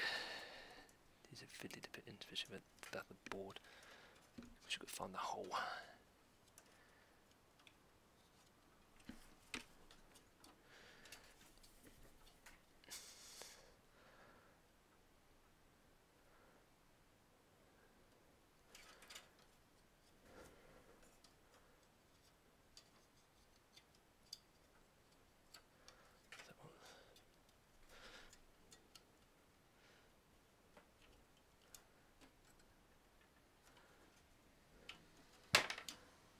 no. You go back on that, believe me, like it or not. Sorry for the language, but that's it. You always get the stubble one.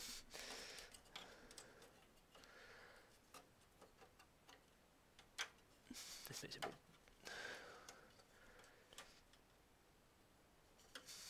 This is more difficult when you get the top ones, but the best one is to get the one on the motherboard first.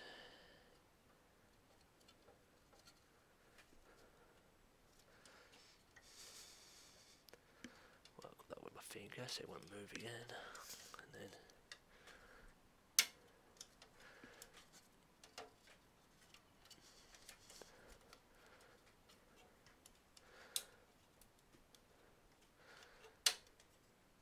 that's it, it's all in. That's a bloody handful. Normally with these, you poke them through again to get to the 4, but they're not getting in the way, so I'm not going to do that again. This goes into header, which should be in CPU fan 1. Back on the board. And now we just poke the rest of this through the top.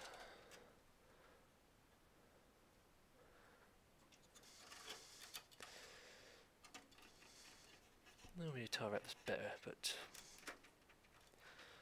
just you know, it doesn't get in the way of your stuff. It's fine.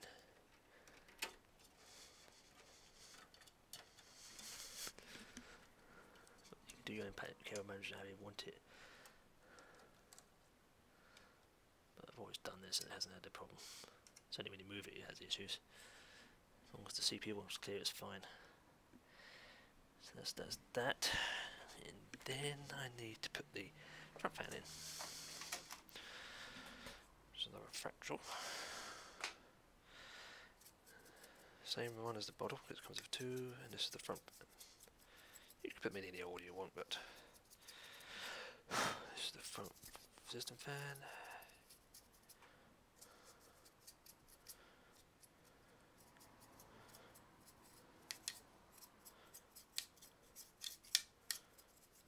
This doesn't get much dust on it because it's the front.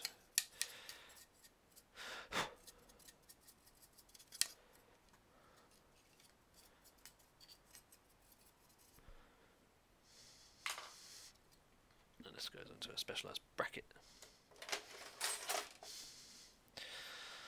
It's the bracket where the fan comes on, and it's you can either screw them on with small size meter fans or 14 inches. You can just clip them in. It's very handy for that job.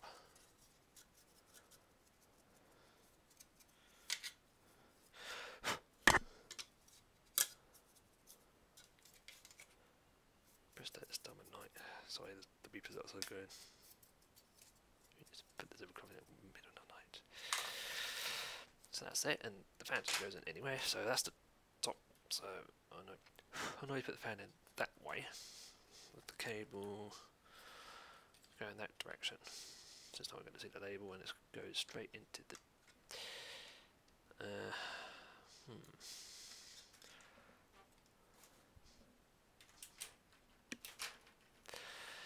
Let's see, which is the best way to put this? It's in 2 positions. Well, the bottom one is where the drive bay is, so it normally gets airflow to the drives, and the top one, which is where it's going straight to past the GPU. But to be honest, if you want to call your GPU, you would use the side one. So you could put it in the front one, so I normally put it in the bottom next to the coordinates of the hard drives. But you can move it around. There's no rule which way you put it in. The temperature's not pretty good in this, so it's not too bad. There's an also you can take this out because you can fit the rad in the front if needed.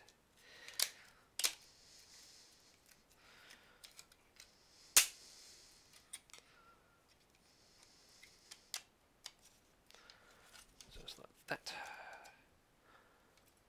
You can put screws in if you want to, but don't need to because it clips it. There's clips that hold it in, and then the cable can come out. And then this will go down the back of the drive.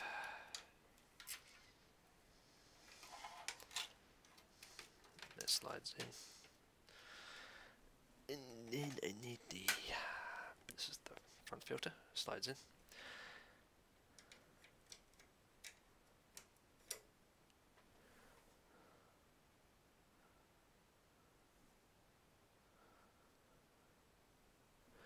Actually, just look at this.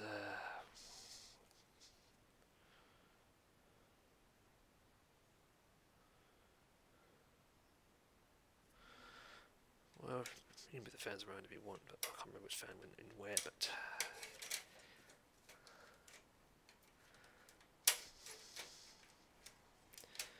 slides into grooves and then clips on the top, and it's just, and it goes in one way.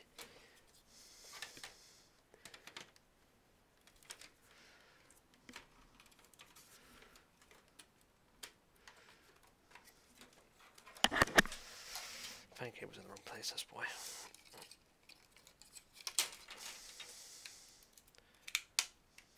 Doesn't want to fit in, so it's the wrong way, so take the fan out and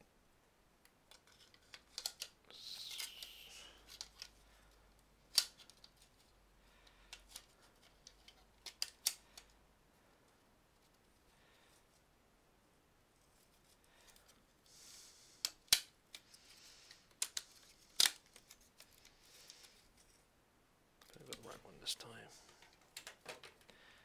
Yeah, that's better. I did the wrong hole.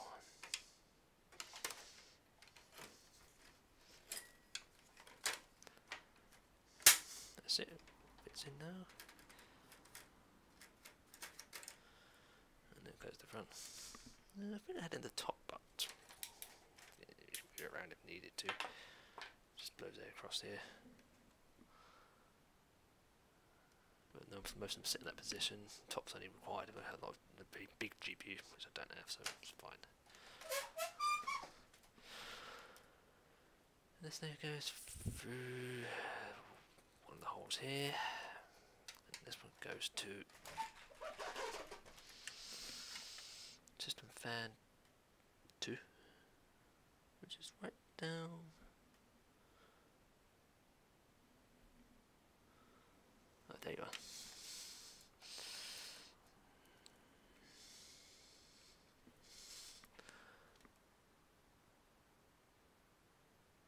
That's actually fan 2, right here.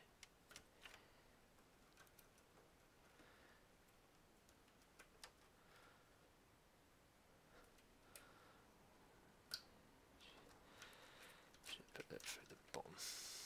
This is even better. You can put the cables where you want. The best route. A bit at the bottom. That's better. That's that.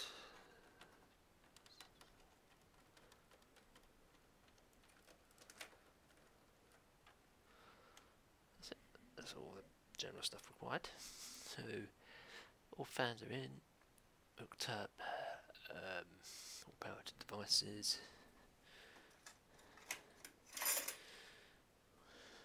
All we have to do is just clean off the excess bars. Put it all back in that's required. So let's do that.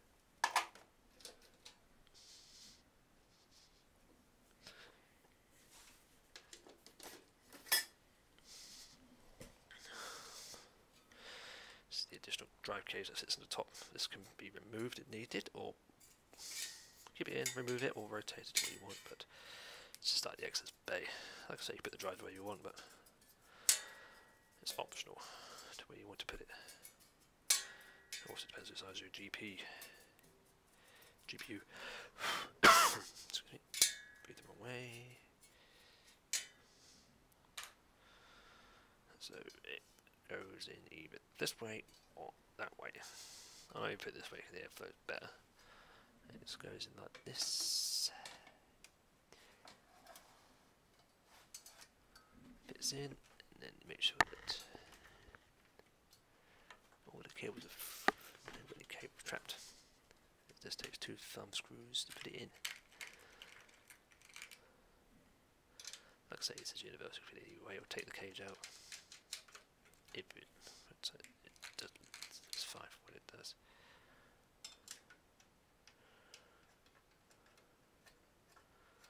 like I say, you had a lot of dryers in it. You can put it this way, like these are, and have the covers this way because I don't have anything in. It's just this way. Just give these dust because it's all dusty. I might have the front fan in the wrong place, but like I say, I can easily move it. Just we need to.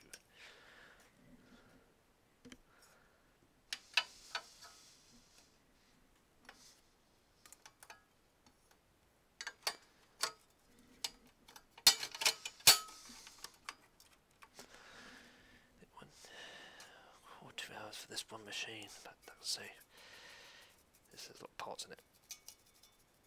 It'll be a bit quicker to build it, but I'm also cleaning it, so yeah, I'm doing other jobs. So this is why it's taking a long time.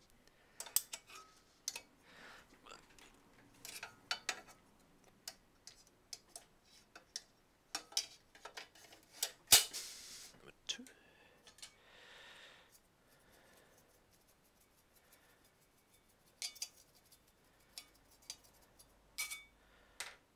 Number 3.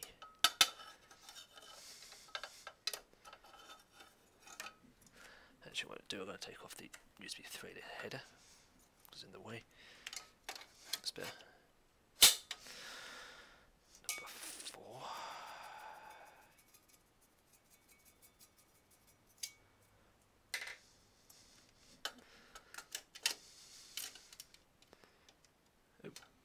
Oh dear, RAM's in the way. Now the RAM's in the way. I think it's easy to actually do it with a crate into the crate and then put it back in. So yeah, easy. Number 4.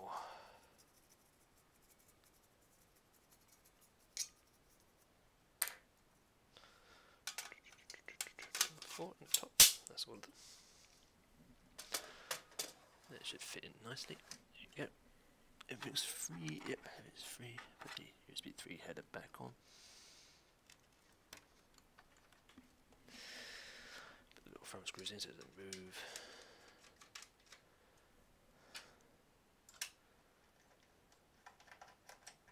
Stacked.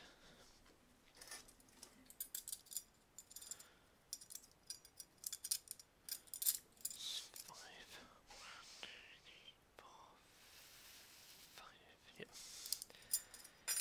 Here's the back plate for it. These ones are black on there, so they've reversed it. If you get a black one, you get white reverse, and they have little slots in it, so they still let the air ventilate, which is good.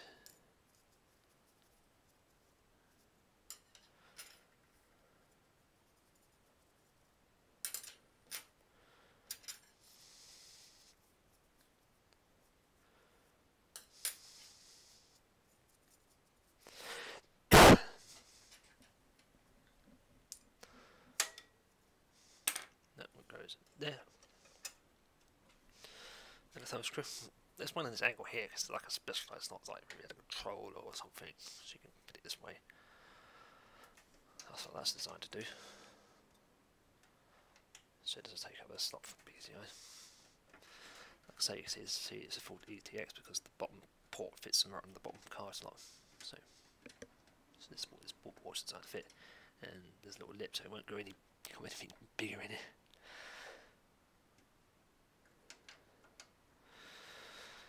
Oh, that's a tough one. Oh, the same screws. The case one's on the outside, so yeah, so that one's a bit of a tough one to put back in. Okay. There we go, it's getting in now. I'm going to move and put these back into the slots. No, I need the first 3 empty because they're where the 3 systems boards are.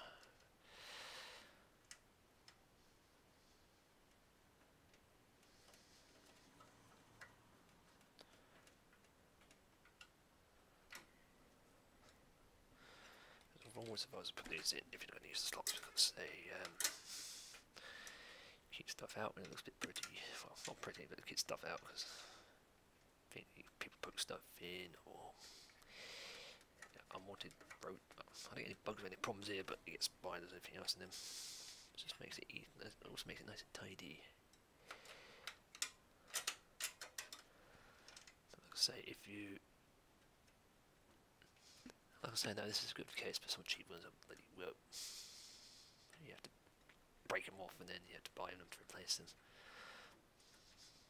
So these cases are good, then thumbs are very good because you can just unscrew them, screw them off. Because the only thing you have to screw on here is the fans and the hard drives onto the caddies, and then you just slide them in. Everything else is just unscrew, and the motherboard, sorry.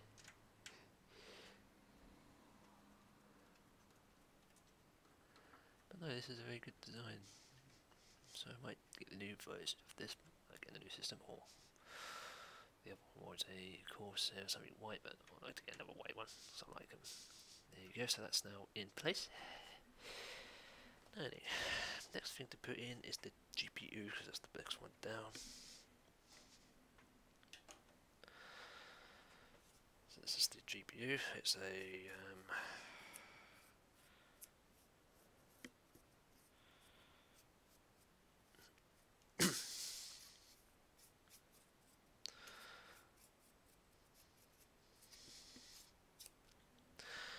it's an EVGA GTX 1060. It's only 2 gigabytes on the VRAM. It has a good cooling system in that, so yeah, it's brilliant. I've cleaned this up before because it would get really dusty even in here. It just built up, so the it's still clean. It's pretty good. But these are pretty easy to clean. This is a two general fans. The blower's a bit more noisy and they get clogged up more, but these are just a general cooler too.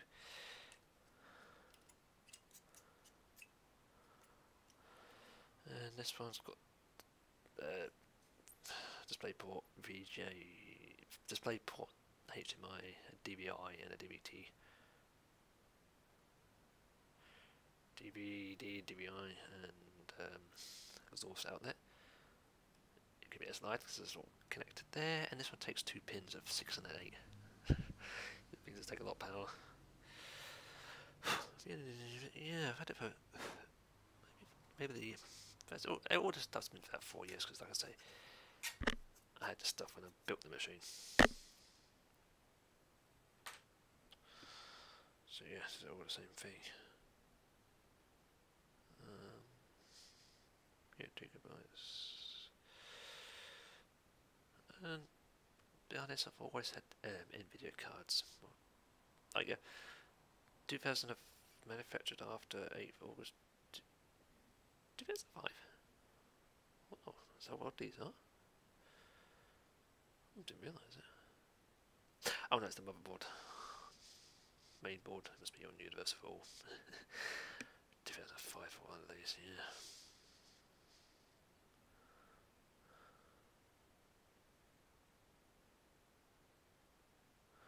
Anyways, yeah, this is quite a little green GPU, and it does the job, and it still does the job today. It's a very good job. And it takes, see, in most drawings it takes 2 slots because it's a very heavy duty unit, and make sure the actual brackets open. I'm going to take out this again, leave it out for now until I put all the cards in.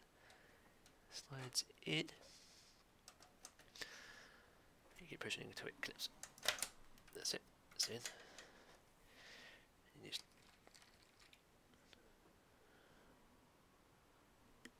That's interesting. Oh. Oh, now I've got 1, 2, 3, 4, 5 extra thumb screws here.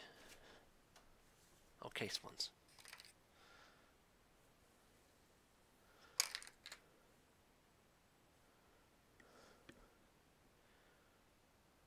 Yeah, 1, 2, 3, 4, 3. Yep. I was wondering where they were, but I moved them and I'm just sorting it out. But yeah.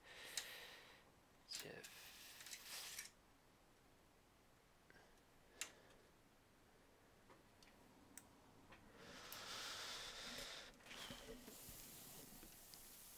This is size here. So this is a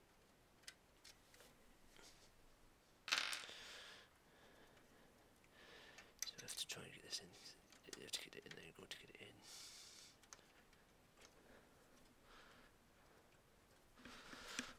Also make sure you can actually get to the actual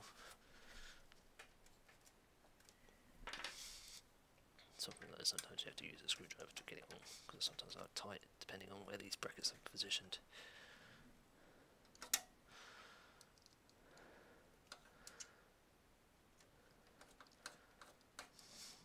And also it's handy with some thumb screws.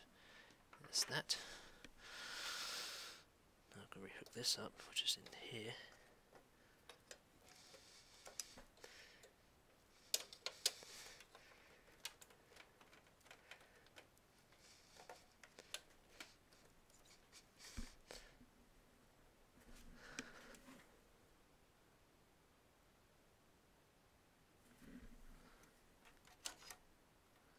That's the right way.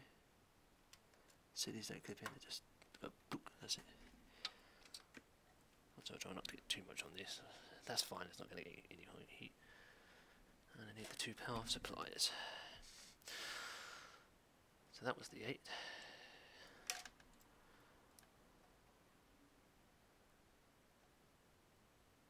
Oh, upside down.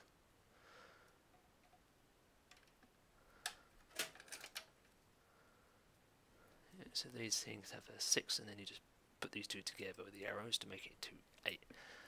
So the 6 on that, and then upside down.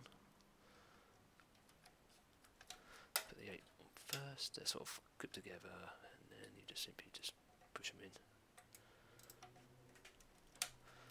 Is that one? And then there's the 6. That's it. So that's the powered back to there. If you don't do that, it just give a warning that it's not working. Misperformance, and normally the NVIDIA software tells you it's not connected. So yeah, you always make sure that's put in. My final card is the sound card. And this goes into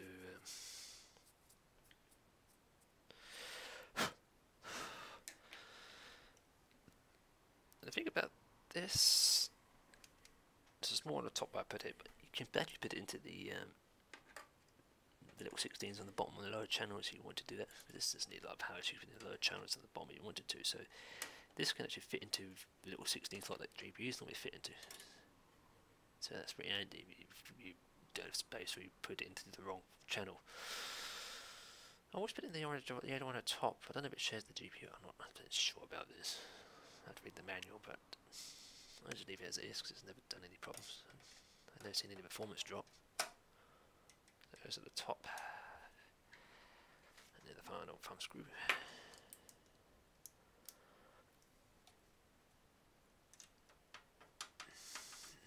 So that's all that. That's it. So that's all the connectors in. That's all the screws out of that first bay. The other 3 are for the other cases. Well, except for the things for the case, but let's see. There's not much to the others. Just get it in and out, that's all. That's that, that's that. And I've got to hook up the audio to it there, which is this little header here. It's hooked at the front, but I don't use it for a reason because the cable is not shielded in the thin end. If I plug it into the front here, I do hear the interference from the hard drives because you can hear them making a well. So I normally hook the cable's long enough to get the back, so that's pretty silent. So yeah, so that's what it does with this type of cable in some cases. If it's shielded like this, then you don't get that. This gets some information back from the board, and I can hear these. It's like a whirl on if it's silent. So yeah, that's the only tedious thing. So yeah, so what I need to do is put the covers back on. After this, put the covers back on, put it back to where it sat in here, and then I've got to test it to make sure it works, and then if it works, then so I've stopped stream for now. Get make sure it works. If it boots and works, then it'll be live streaming back onto this. And the other reason also is this is wired to the TV that I need it for, and also the mic, and that's on the same thing, which needs to go back into here. So that's why I'm doing this also. So, and also rearrange the furniture around to get this back down. So that's what I'm going to do first, is do that, make sure this is operating. So be about 30 minutes to an hour before back on. And then we continue with the other 3 left.